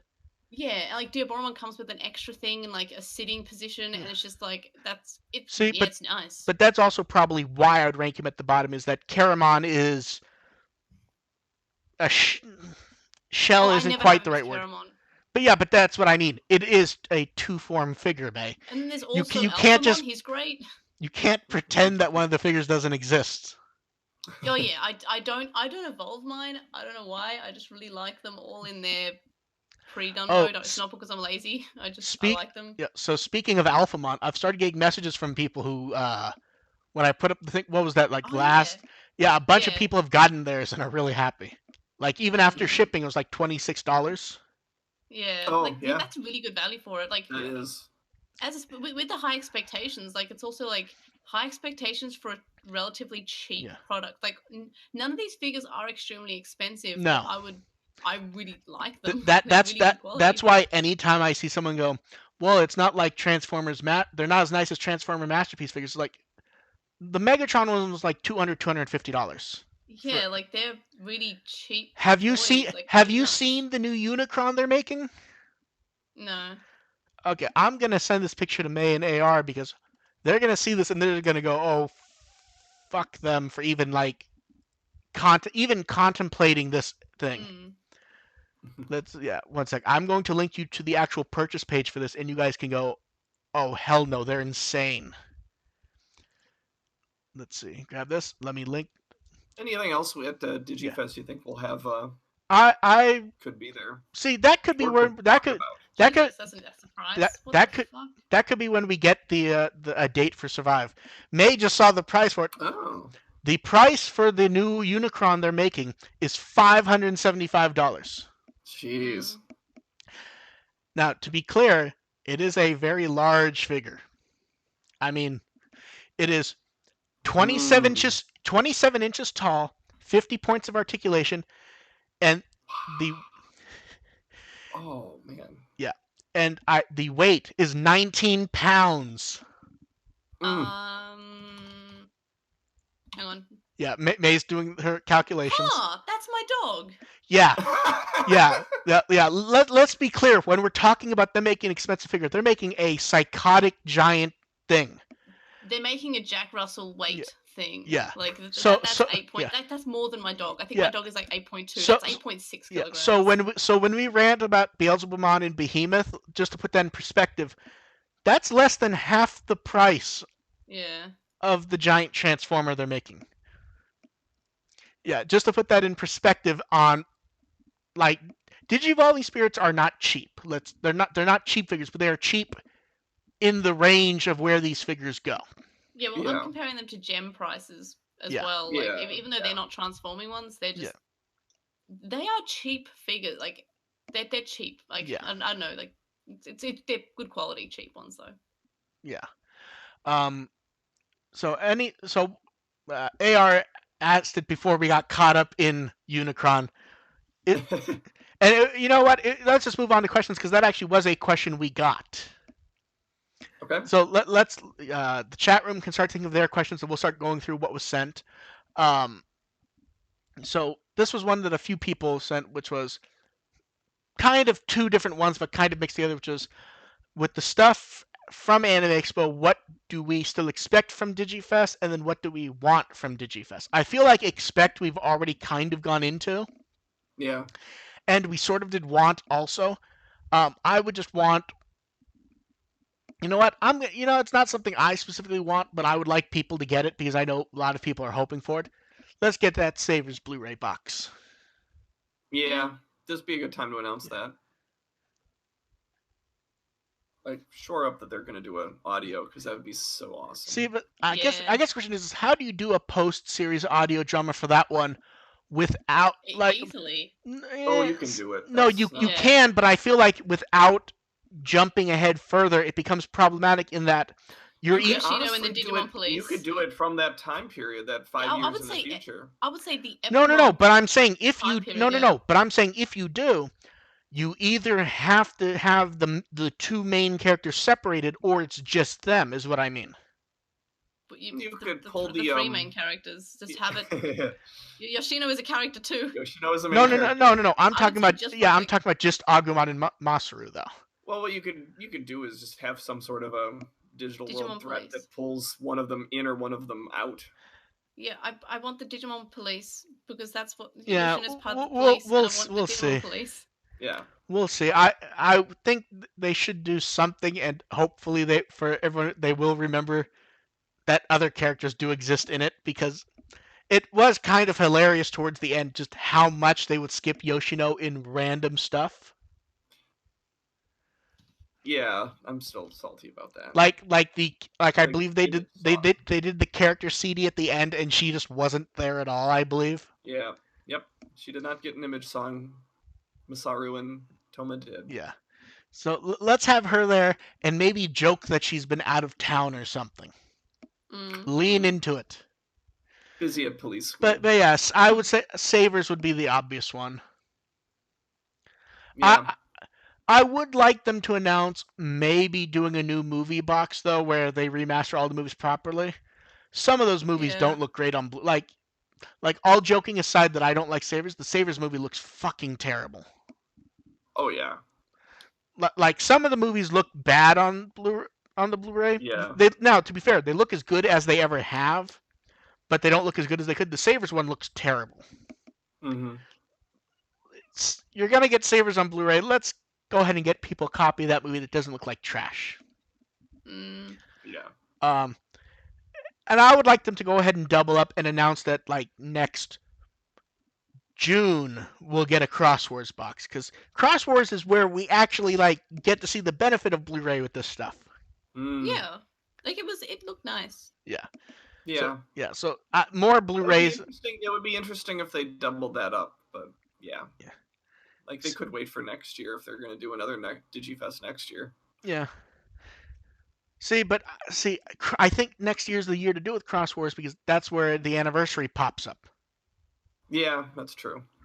See, and I still say that actually is a reason to potentially delay Savers. If you delay it by a year, you do it on Savers' anniversary.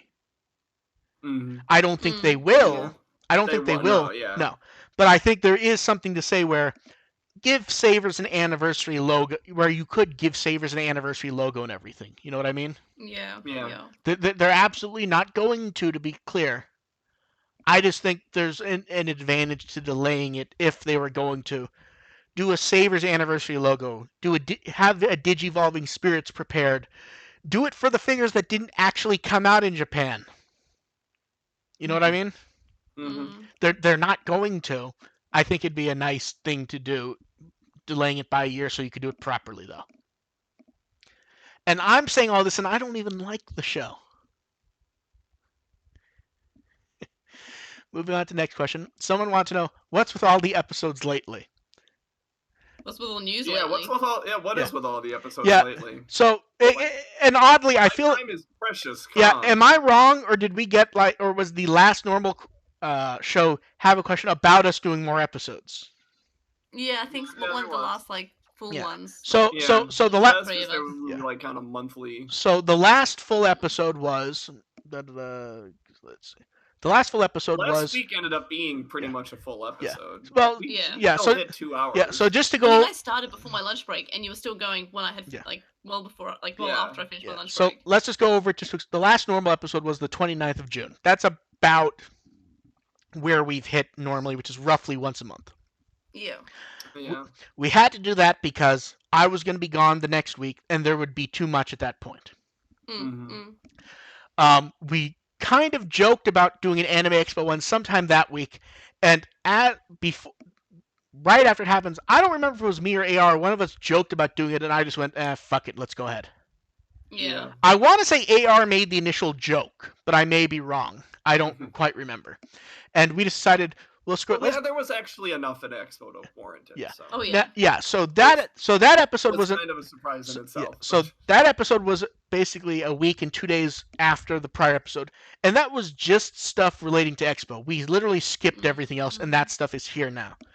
Yeah. So now here we are, which is roughly 2 weeks later, doing the normal news, because we may get nothing at DigiFest, or we may get enough from that and the next week to fill up an episode, and we will. Yeah. I mean, I think we'll get stuff. I don't know if it'll be enough for a whole episode. But well, here's the thing. We'll get something. Yeah. So we will be recording on the 28th. The Sunday right after DigiFest. Ooh.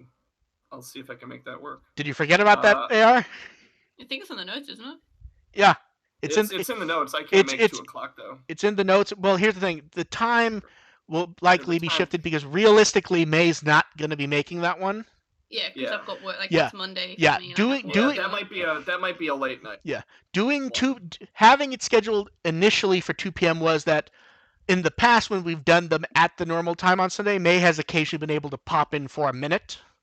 Or at least I get my thoughts. But realistically, we'll probably just do Sunday night, and maybe it will be timed well enough that May can pop in. Maybe, but it wouldn't shock me for one. So are we going to be wind tunneling again? No, not wind tunneling again. Yeah, but maybe it's the type of thing where if we can schedule it for Sunday night, not too late, maybe May can pop in. No guarantees on that, because here's the other thing. That will be right after May finishes work on Monday. She just may be tired and not want to. I mean, also, it takes me 40 minutes to an hour to get home anyway. Yeah, so we'll figure... There will be something. It will probably just be me and AR. I may have notes from May, as I've occasionally done, though. But you usually just be me best girl most of the time. Well, the funny part was it fit last time really well. Yeah, that worked out nice. And the funny part was that was the only message I had from May. Yeah. So yeah, and then sort of on top of that, there were a couple questions about we haven't generally had too many technical issues with the show. What's happened lately?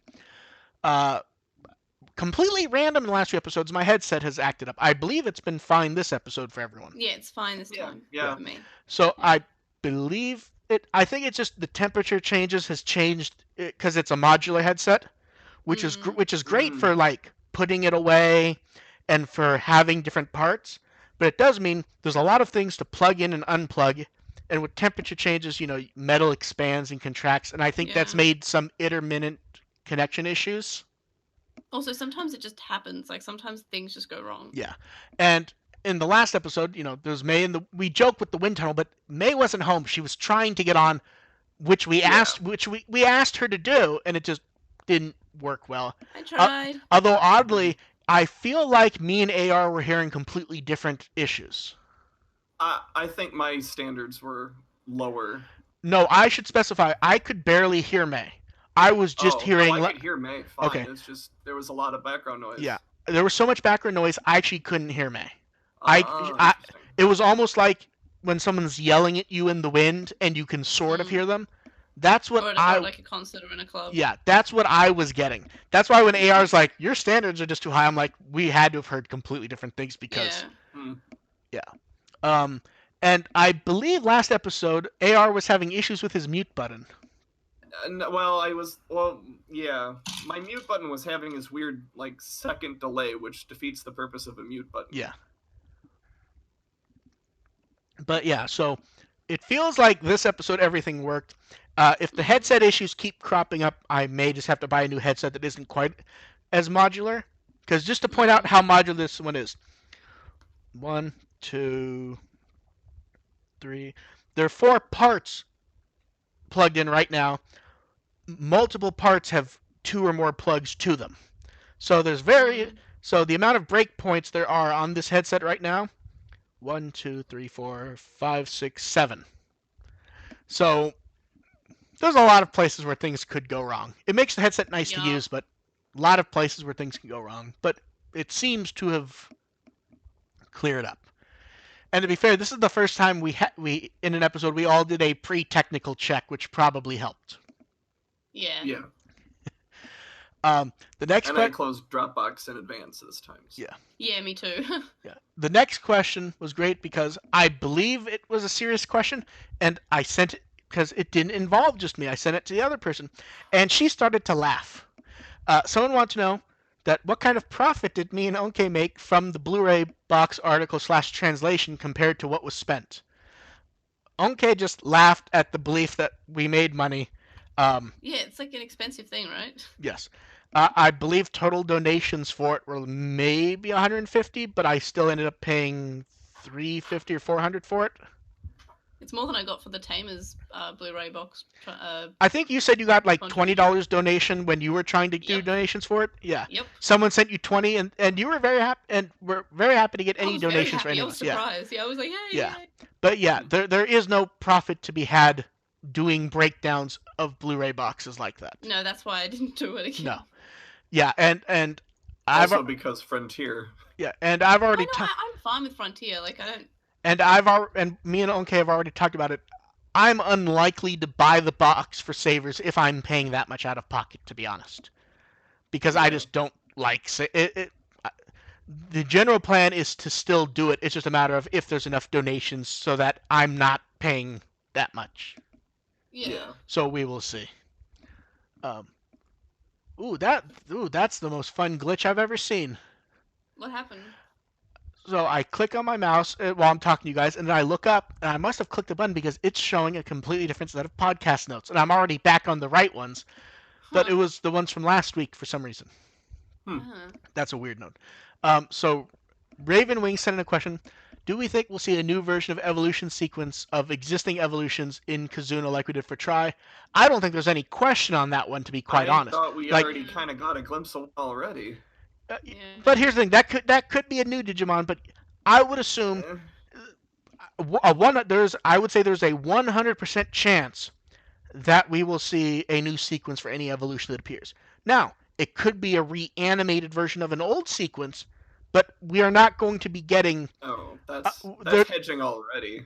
no. I'm saying they will redraw it with the new character designs, like Agumon's new head and stuff.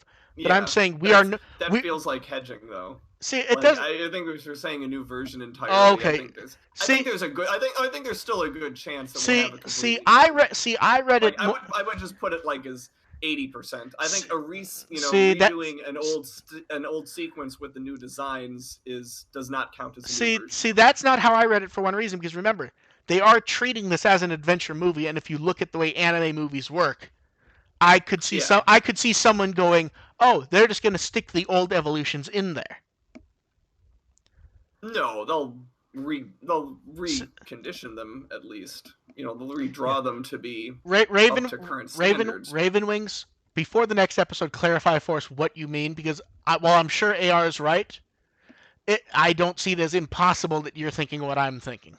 But I'm pretty sure AR is right. But yeah, he messages us both questions, so I think we'll get a response. The old version's in a different screen format. That's never stopped them before.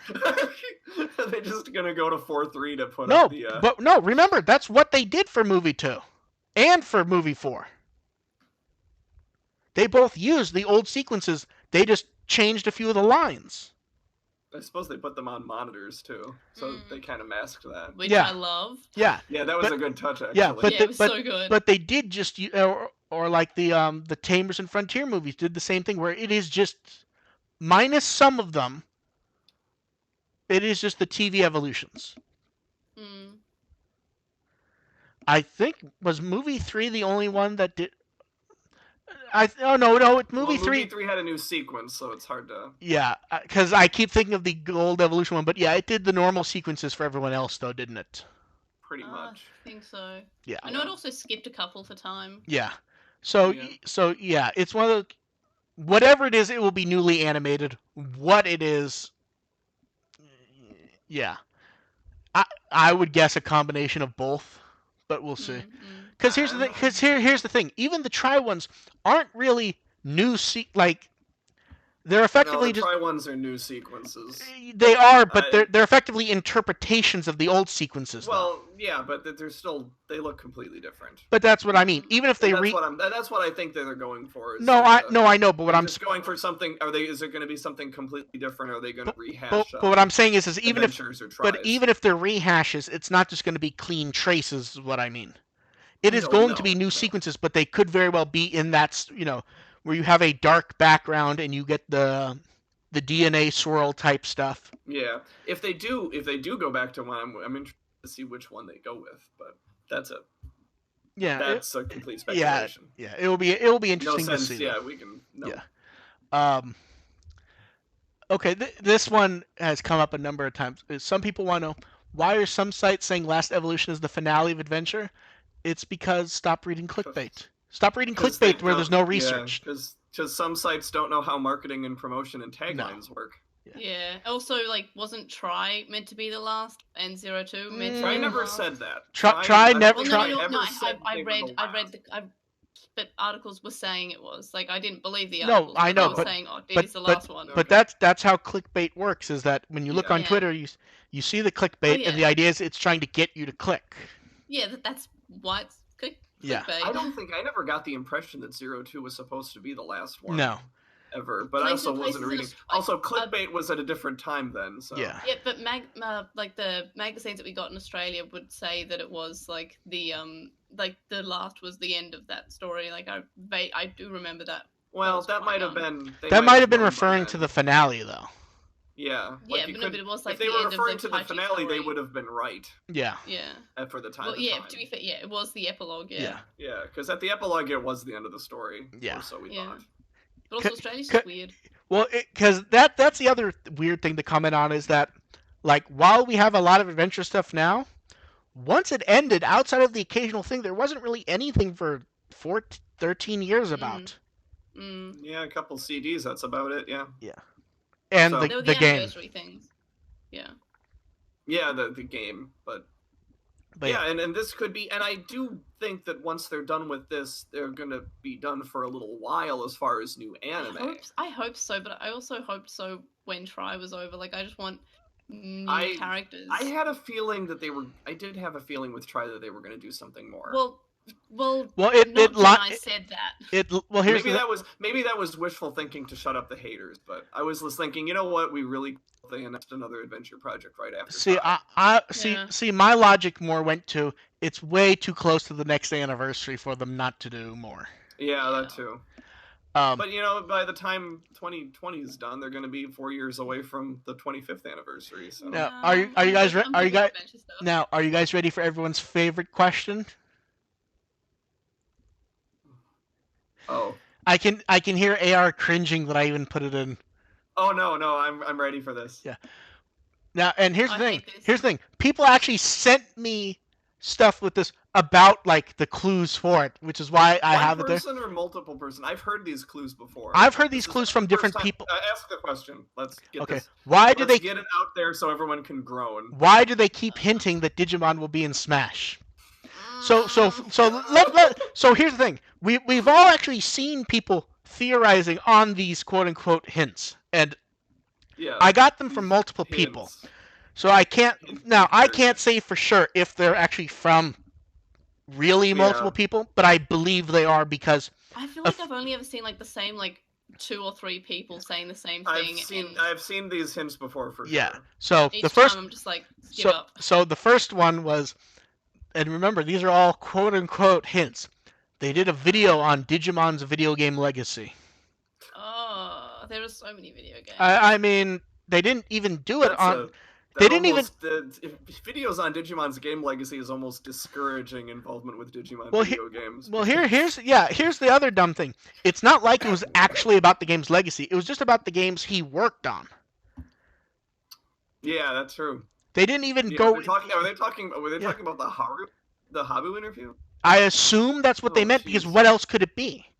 Because I don't know if maybe they had some. I don't know. Maybe there was someone put out a retrospective of the old world. Well, see, here's the thing. I took it as being things that Bandai is doing. Yeah. Meaning official things. No, there's nothing. No. But then apparently one of the Agumon Smash Guys tweet was liked by a Bandai account. Bandai and Toei like tons of there's. Yeah. It borderline That's doesn't the thing need to. you do on Twitter is if you get mentioned, they might just like the post just because hey, you're talking about us. Good for you. Yeah. Keep doing Why people like this? Yeah, and then many Switch games. I mean, yeah, 2, and neither one of them is exclusive to Switch. One of them's just a port. It's not like Switch. It's not like being on the Switch is a requirement. Hey guys, the world ends with you. Confirmed for Smash.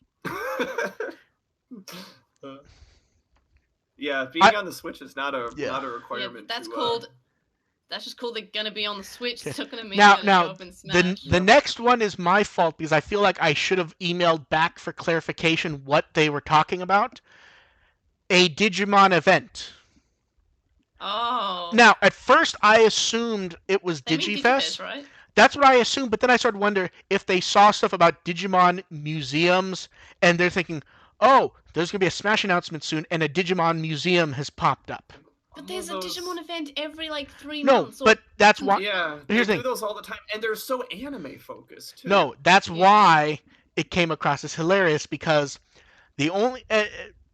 this may come across as slightly rude to those of you who don't pay the highest amount of attention, but the only way you think... Let's go ahead and assume it's the exhibition just because that one becomes less important. Mm-hmm. Stuff like that happens. Stuff like that happens constantly. There's 3 of them right now. At once. Yeah. Oh, plus that means that Agumon, Gabumon, and Patamon are Yeah, that means there's going to be 3 events in Smash. Oh, confirmed. Yeah, like in the case of DigiFes, and the reason why I went for the exhibition instead of because DigiFes is a scheduled event. We knew it was gonna. Like they told us about it in January. DigiFest never really has a big emphasis on the video games anyway. I worked it out. Okay, we're gonna find out that Agumon confirmed for Smash on September 20th. We're gonna go to Area 51, and they're just gonna be testing Smash. I think you mean. Oh my god, that's great. I think you mean. I I was gonna do the next one at DigiFes. They're gonna confirm that the 02 kids will be in Smash. No, the 02 kids are in Area 51. That's where they're being hidden. That's why VMon and confirmed. Wormmon are there. They're both gonna We be worked in it out. Smash. They're gonna be teamed up like ice You're cream wrong. cubes. It's Dokemon confirmed for Smash because he's a gaming Atmon. Yep. See, there he you makes go. sense, sort of. It actually does make sense. That would be great. But yeah, Confirmed. and then this is why I don't think it was the same person, because the next one kind of is the same as the event stuff. The large increase in Digimon stuff lately. Now I've seen this one as on the okay. checklist. Now let's be clear. At this point, we've been doing this podcast for over 2 years together, correct? Oh my god. Wow, it's that long? wow, Yes. that's great. Yeah. So let's be clear. Recently has generally, I would say, the lightest news we've done. Yeah, this has been a light year. This has been this has been a down year. Yeah. It's just been all which at is once. amazing because this is the last month. which is hilarious because this is the actual anniversary year. Like here's the thing. Prior to the last year, we were pretty consistently doing episodes almost every 2 weeks. Yeah, it was every 2 weeks. And like, we were doing it every 2 weeks because we had to, so it wouldn't it wouldn't overload us. We were doing it every 2 weeks by necessity, and now we're doing episodes once a month and not really being that challenged overall. I mean, July and August has always been a heavy time. Yes. But yeah, you're right. Consistently, this year hasn't been that heavy. Yeah, but, because because Try's not on. Yeah, but it's still been like, there's still plenty of stuff, but it's not like definitely. But it's not like it was in between 4, 5, and 6. Yeah. Yeah. I mean, the last half of Try was bombarding us. Oh yeah. So yeah. And I think it's what people somehow think that this is all leading up to something like that's being. It is leading up to something, but we already know what it is. It's a Digimon presence. They think that Digimon presence in Smash is somehow an end game. No. When really Digimon being in Smash would be item number 6 on this checklist. Yes. Yeah. Instead of like the end game itself. The end game is all of this stuff is leading to one thing, which is the movie. Money. Yeah, exactly. And the movie's part of that as well. Yeah. Like these are just natural moves to reinforce their marketing. They're expanding the brand of Digimon. Well, that's actually the funny thing, and we've talked about it before, where people go, "Well, why weren't there Try figures when Try was coming out?" Because Try was not made to actually sell Try stuff. Try was made to sell adventure stuff. And just keep the Digimon name relevant, basically. And that's basically what the new movie's job is going to be. Although it feels like we're more likely to get new movie stuff, I want to say. I don't know why it feels like that. We have to see what's in the movie. Like, if that new device has some sort of cool feature to it, we might get toys of that, but that's all I can see right now. See, we could just get a $40 phone case of it, because it's not even clear if it's the device or if it's just a case on a phone. Yeah. Right, but that's all we see right now. Yeah, From exactly. what we see in the movie, that's all we got. Yeah. Like, that's the only toyetic element outside of adventure itself that's featured. But yeah. Now, the next question I actually really like. Are we going to replay or play Cyber Sleuth Complete Edition when it comes out in October? AR, why don't you go first? No, I'm not going to. I have both of them on PS4. I don't really need to buy them again. May? Also, I don't own a Switch, so... No, if it's cheap enough, I might buy it. Just I might. Now, here's I'm not ruling out replaying the games. Like, I might play the games at some point again. I just don't need to spend $50 to buy games that I already have. Here's where the crazy thing is. People would have said that AR and May would have said yes, and I would have said no. I'm actually saying yes. Oh. Because here's the thing. One of the reasons I don't like Cyber Sleuth is it is a very 90s RPG. But to get anywhere, you have to sit there and put time into it like you would in a 90s RPG. Yeah. And I played the first one on the Vita. Yeah, and here's the thing. I don't want to I have other stuff I want to sit in front of a TV. I don't want to sit in front of my PS4 and play an RPG that grinding through it. Here's the thing. If I'm sitting at my computer right now, I could have my Switch behind me and pick it up for a half hour at a time when I'm doing stuff. I might enjoy that a lot more than I did, like that. That's fair. Yeah. Well, So- it was good on the Vita. C- I yeah. played it on the Vita because it was good on the Vita. It felt like a handheld game. Yeah, because here's Yeah. the thing. Here's the thing. Cybersleuth's graphics are not amazing. They're serviceable anime-style graphics.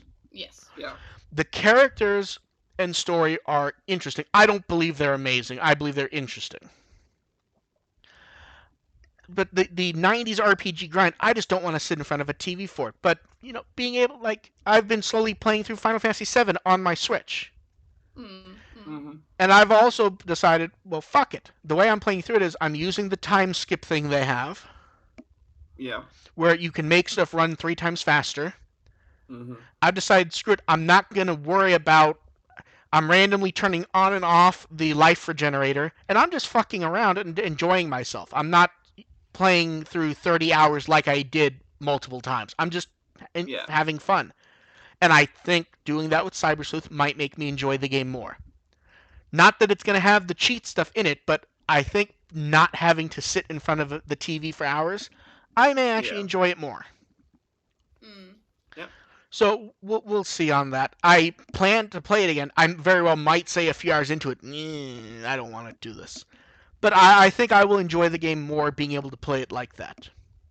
Mm. So for $50, I will go ahead and give it another chance.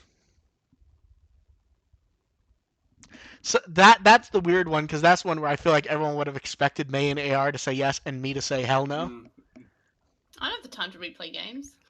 I sometimes do, but I just that's not one that's on my list to replay right now. I have that's the thing is if I want to replay games, I have so many games I could replay, but you know what, I will give Cyber Sleuth another chance. I don't know how much of a chance it will get. But I will give it a fair chance. Like I tried playing Cadence of Hyrule because people kept telling me how good it was. I really don't like that game. That said, watch me spend another $60 on Persona 5 the Royal when it comes out. Which I have confirmed they are recording the dub for that right now. But that's supposed to have a lot of new story content though, isn't it? Yeah. Yeah, I was talking with the voice of Haru was there at my con over the weekend, so we were talking a little bit about that. About how much she has to record, and it sounds like she's got a lot to put in there, even though her character doesn't show up until 2/3 into the game. Yeah. But yeah, so we'll see. I feel like Survive's the one that I think is more interesting to me concept-wise as a game, and we've talked about it. If it's done well, it'll be really fun. Both of the genres the game is could, if done wrong, but we'll see. I have hopes for it, though. I play these games for the story anyway, so but if the gameplay is just average. But here's the thing: with a strategy RPG, if the gameplay is not great, battles can take a long time in a strategy RPG, and it becomes it becomes mind-numbing. Like in an RPG, if a battle's not great, you're done in 2 or 3 minutes. Yeah. In a strategy tactical RPG, you might be in a 30-minute battle. Yeah. So we'll see. So questions from the chat. We have a few questions. Yeah. From the So chat. Cuddy Fox wants to know: do you think there'll be any more surprising X-Antibody Digimon? Theoretically, we know the full lineup minus 1 or 2 crossover stuff. Like I believe we know the full lineup at this point, minus any surprise unlockables later or any weird story content. I don't think this is it for X-Antibody stuff, but I think in the short term, minus 1 or 2 surprises, we know what's there. Yeah, this is probably it for this wave, but they'll probably come back. I mean, in theory, the big surprise thus far was that Metal Greymon Virus is a different Digimon. Yeah. It's not just a recolor with a slightly modified profile. It is a different thing. That is a surprise to me. And there are other Digimon that could show up that maybe there'll be a surprise like that. But I don't know how many more new ones we'll get at this point. I think they told us them all. Mm-hmm. Does that cover it for you guys? Yeah. Okay, Dak and Jackster wants to know: is there a particular game genre you would like a Digimon game to try out that hasn't been done yet? We've talked about that. I said tower defense in my reply in the chat, but I've been a pretty big fan of the PSVR lately, and I know VR isn't a set genre, But I think it'd be pretty cool to So- have a PSVR Digimon game, maybe like Digimon World 2003, which was a Ooh. VR game in its own world. That So would be really hard to play, but I kind of My- like the idea. My I feel like it could be fine. Like it could be good, especially because yeah. there only- have been specifics of Mm. like sort of leaked for the third PSVR headset, which is meant to be all wireless, which is cool. My answer, I actually have a different answer than the past, and it's gonna be kind of a cheat because we're getting it. Visual novel. Yeah, that was. I'm still on. That was another one of the. Yeah. I'm still possibilities. thinking like visual novel or adventure, like point and click adventure or something Yeah, along those lines. because Do that point and click adventures exist still? Like I yes. like them. They're still I played pretty. the X-Files one. Yeah, on but the PlayStation the 1, main that was the pretty main cool. company doing them just kind of went poof though, Oh. because They did the X-Files one, didn't There's- they? I think. no I feel no like they did. Telltale didn't exist at the time. Yeah. Oh no, I thought you meant like the old point no, and click no. adventure one. Yeah. Well, remember the old point and click games. A lot of those were done by the LucasArts team, which most of them did move on to Yeah. Telltale. Yeah. Yeah. That's fair. That's fair. So there's a reasonable chance that if you check the credits for X-Files and the Telltale games, there's probably some crossover there. That'd be interesting. It was a pretty solid game. I liked Yeah. But they are still coming out. I miss Sam and Max. I forgot Telltale existed. Me too, actually. Like, There's other they're a studios huge that are- like. Yeah, Yeah. everyone out. forgot Telltale existed until they imploded. Yeah. I like choose your own adventure games. Like I know Yep. that could be fun as a Digimon one, Let's see, scrolling up here. Let's see the questions. or a Digimon game where you can like design your own like an RPG, but you can design your own character. That'd Yeah, be kinda design your own- cool. have a like your human own protagonist. chosen. I think that would have to be a must for a future world. Yeah, but Yeah, like some sort of pseudo online. Sort See, of I kind of hate love online game. here's the thing. I wonder how much that would matter for a Digimon game when, like, it's nice to theme yourself however you want, but the issue with a Digimon game is you more want to spend time on the Digimon. Yeah. Mm. Just having a few Yeah. options. Yeah. At least being able to pick a few key options like What about gender, Nintendogs how you with wear your Digimon? how you wear your goggles. Yeah. Like that should be just Like an on option. your- Like, would you like on to wear your your goggles wrist? on forehead, around your neck, on your On a- wrist? On a Yeah. belt? Yep. You Okay. have to put them on somewhere, but you get Yeah. to choose where. Okay. Agu Champ's question, and he even asterisks this one where we haven't seen anything for it to know in any way, which is what would you guys like to see in the new Digimon story? I would like to see some evolution in gameplay. Like, even if it's just like, if they're going to continue the classic JRPG stuff, do the Mario RPG thing where if you hit the button at the right, where each little thing's a mini game, Oh yeah. like hit Yeah. the button at the right time, or you have to do a Mm. pattern. Do something just to make it a bit more energetic. Design your own character is what I want. Well, not in the new. Oh, in the new story game. In the new Story story game might be trickier, but because Yeah. it's hard. Because I kind of liked that you had. I like what they did in Hacker's Memory, where it was an actual person. Yeah. It Like wasn't actually, you. It wasn't Case, you. it had a lot more flexibility with Keisuke, knowing that Yeah. he's an actual character and that he could emote Yeah. a little bit more, rather than Yeah. being intentionally vague with Takumi and Ami. Yeah, Oh, yeah, a lot of people actually seem to like that with Keisuke, and it was really weird because people were really upset about it at first. Yeah, right. Yeah. And- Yeah, he ended up being a pretty fun character. Yeah, and once everyone realized, oh, they actually weren't lying when they said the reason why they got rid of it was so they could define him better, people seemed really happy. Yeah. Someone wants to know, are we hoping for more XV pets, maybe Royal Knights or the Olympus? It feels like the Royal Knights might be what's next. I mean, here's the thing. Whether I like them or not, they're just not my thing. Yeah. So, like, anytime there's like, for example, I think the X2 is what people have asked for, but people seem upset about that. People are upset over anything, though. No, I know, That's but what I'm saying is like, people are like, stay away from the Royal Knights, stay away from Omega, stay away from, like, the really obvious ones. This one is all a really interesting lineup, and people are upset that there's not more, and it's like, more. This is more. This is more. It's different. Honestly, I'm just in favor of anything more with this 12. So yeah. So we'll see. that's fine with me. Okay, outside of adventure, what season would you like to see a continuation of? Oh man, None of that's them. Like we've been that's like here's the interesting thing. I feel like we've been asked this before, and every time we all come up with completely different answers because it's what comes to mind at the time. it's hard I because I think my used. answer is always none of them because I want new stories. I don't want That's fair. continuations. Also, That's fair. continuations will always upset Yeah. some people because Yeah. it's not the It's not continuation what they that they It's wanted. not what they expected. I Yeah, mean, I it's might just say Savers because I feel like that could go Yeah. somewhere, but also it finished fine. I want them to all stay the way they are. Maybe keep with some CD dramas Savers- every so often. so Yeah, that I think with Savers it's nice because it's pretty easy to figure out where to continue the story Yeah, from you there. can do a one shot at least, but I don't want u- I don't want the old characters. I would like Yeah. some new You want some new characters with a stories? new world. I want Well, some new story. let's stick with sticking with the question here as far as a continuation. I know what I'd say. used to say I know I what used I'd to say. well, you can wait till I'm Yeah, done. no, go ahead. Wow. No, I'm just used to laughing at my Oh answer. my god, fucking one of you talk. I used to say Frontier, but now we had the audio drama. It's like, okay, Yeah. that's sort of tied up, and I Yeah. don't really see the audio drama as being a place you can continue after that. I think I'm gonna have to default to Atmon because that's like the only one left. Yeah, I mean Atmon can go somewhere and that's fine. I just want but some. I I also just want to say- see I also the. I don't- just want to see the Atmon more. Like I we feel have that like- entire bestiary, and we only got him for one year's worth of stuff.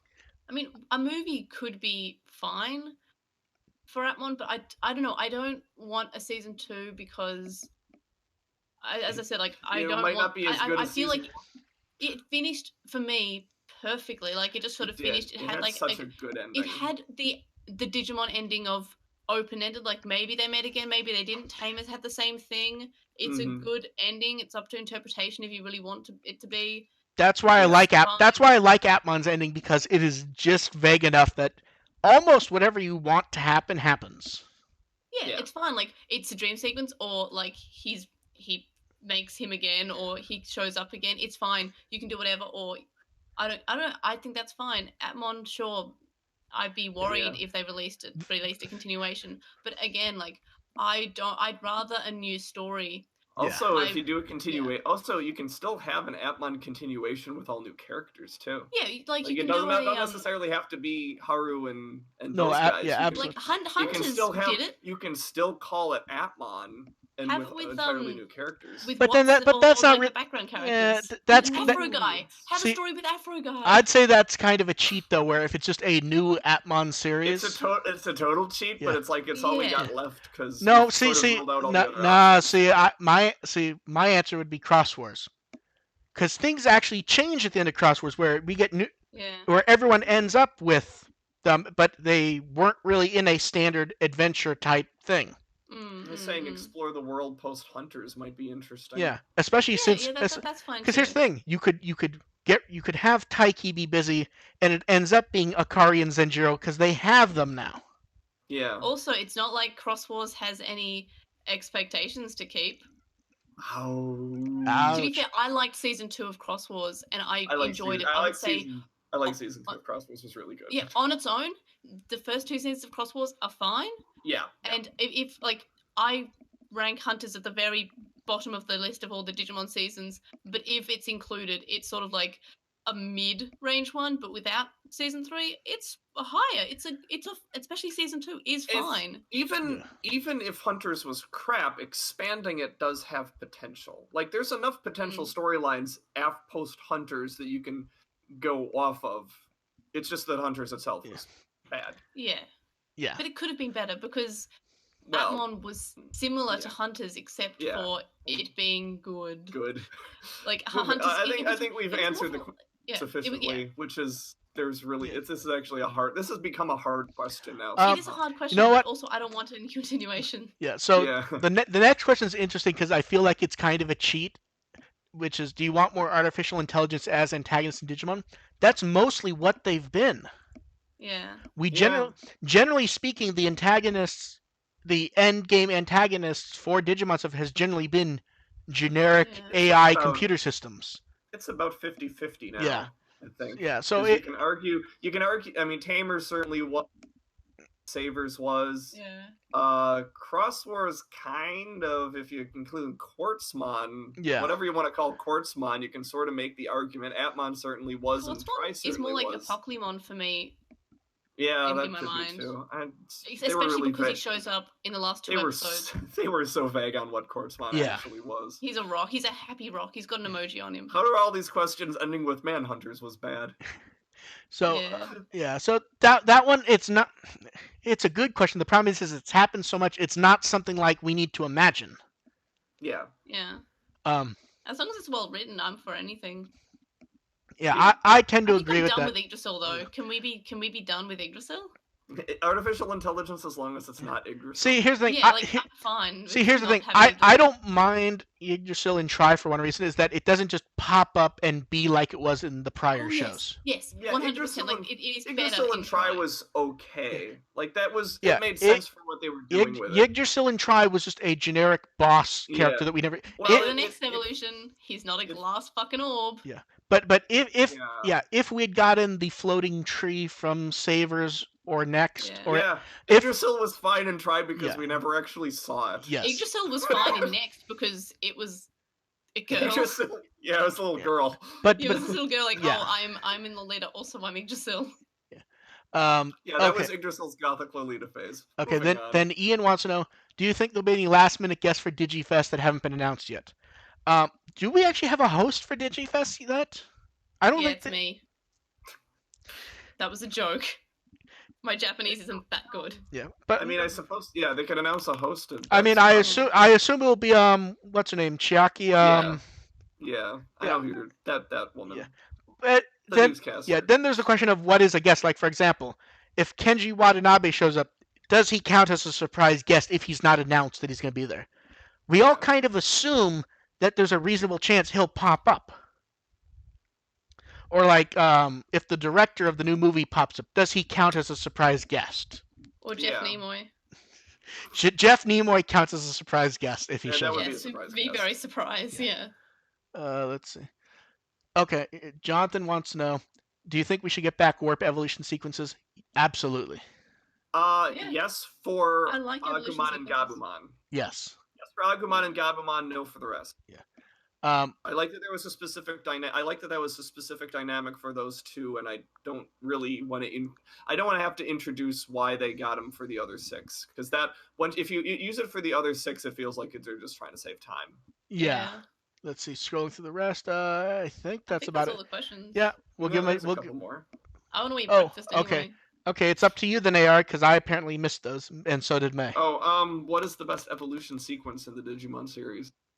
Fucking Ruki to Sakuyamon, because it's just good. It's good. And I like in general how all the tamers have their own evolution song. See, for me, overall, I think Tamers probably would be my favorite. I'd say War Greymon, because when that popped up, that was so different than anything that had shown up yet.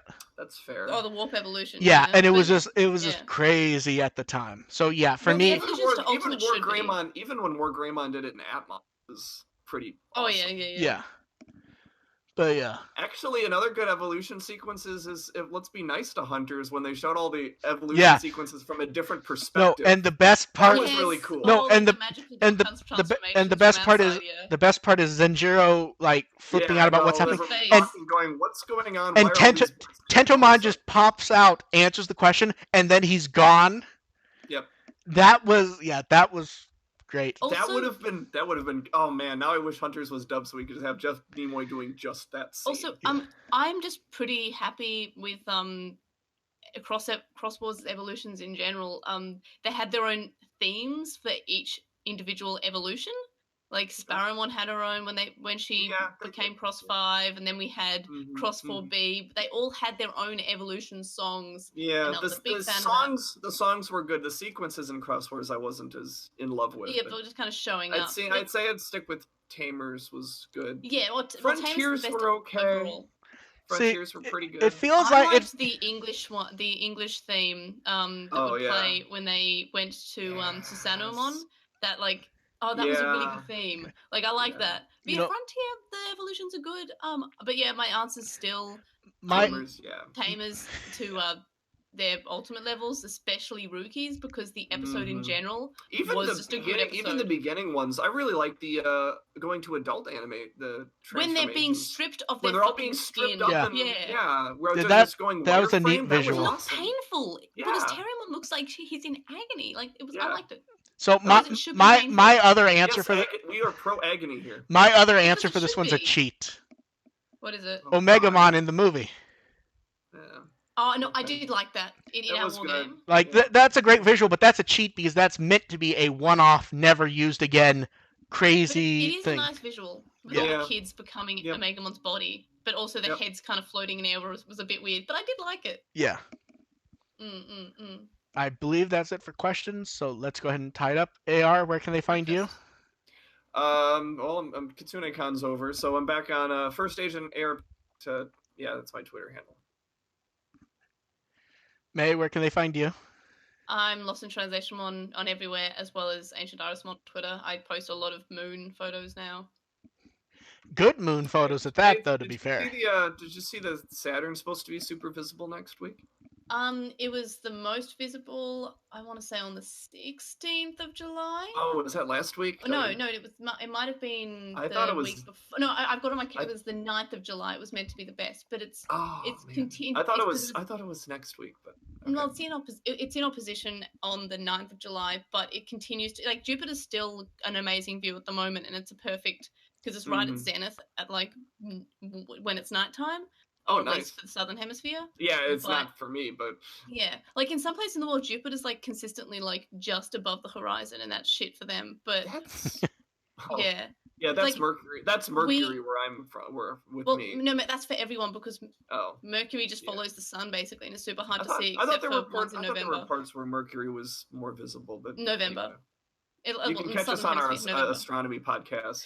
Yeah, but no, it in general, Saturn and Jupiter are still clear, and they will stop being. They'll become less clear after August, but at the Mhm. moment, it's still a good time to see Jupiter, and it's still a good time to see Saturn. But they've already reached opposition. Oh, okay. Jupiter reached opposition June 10th, I think, and then Saturn was like a month later. I must have There's read an still- there's updated no- article then, because I just Yeah. saw something last week. Hey, Saturn's going to be really awesome this week. I mean, Jupiter's really it easy probably to see. still It's is, the but brightest thing. Yeah.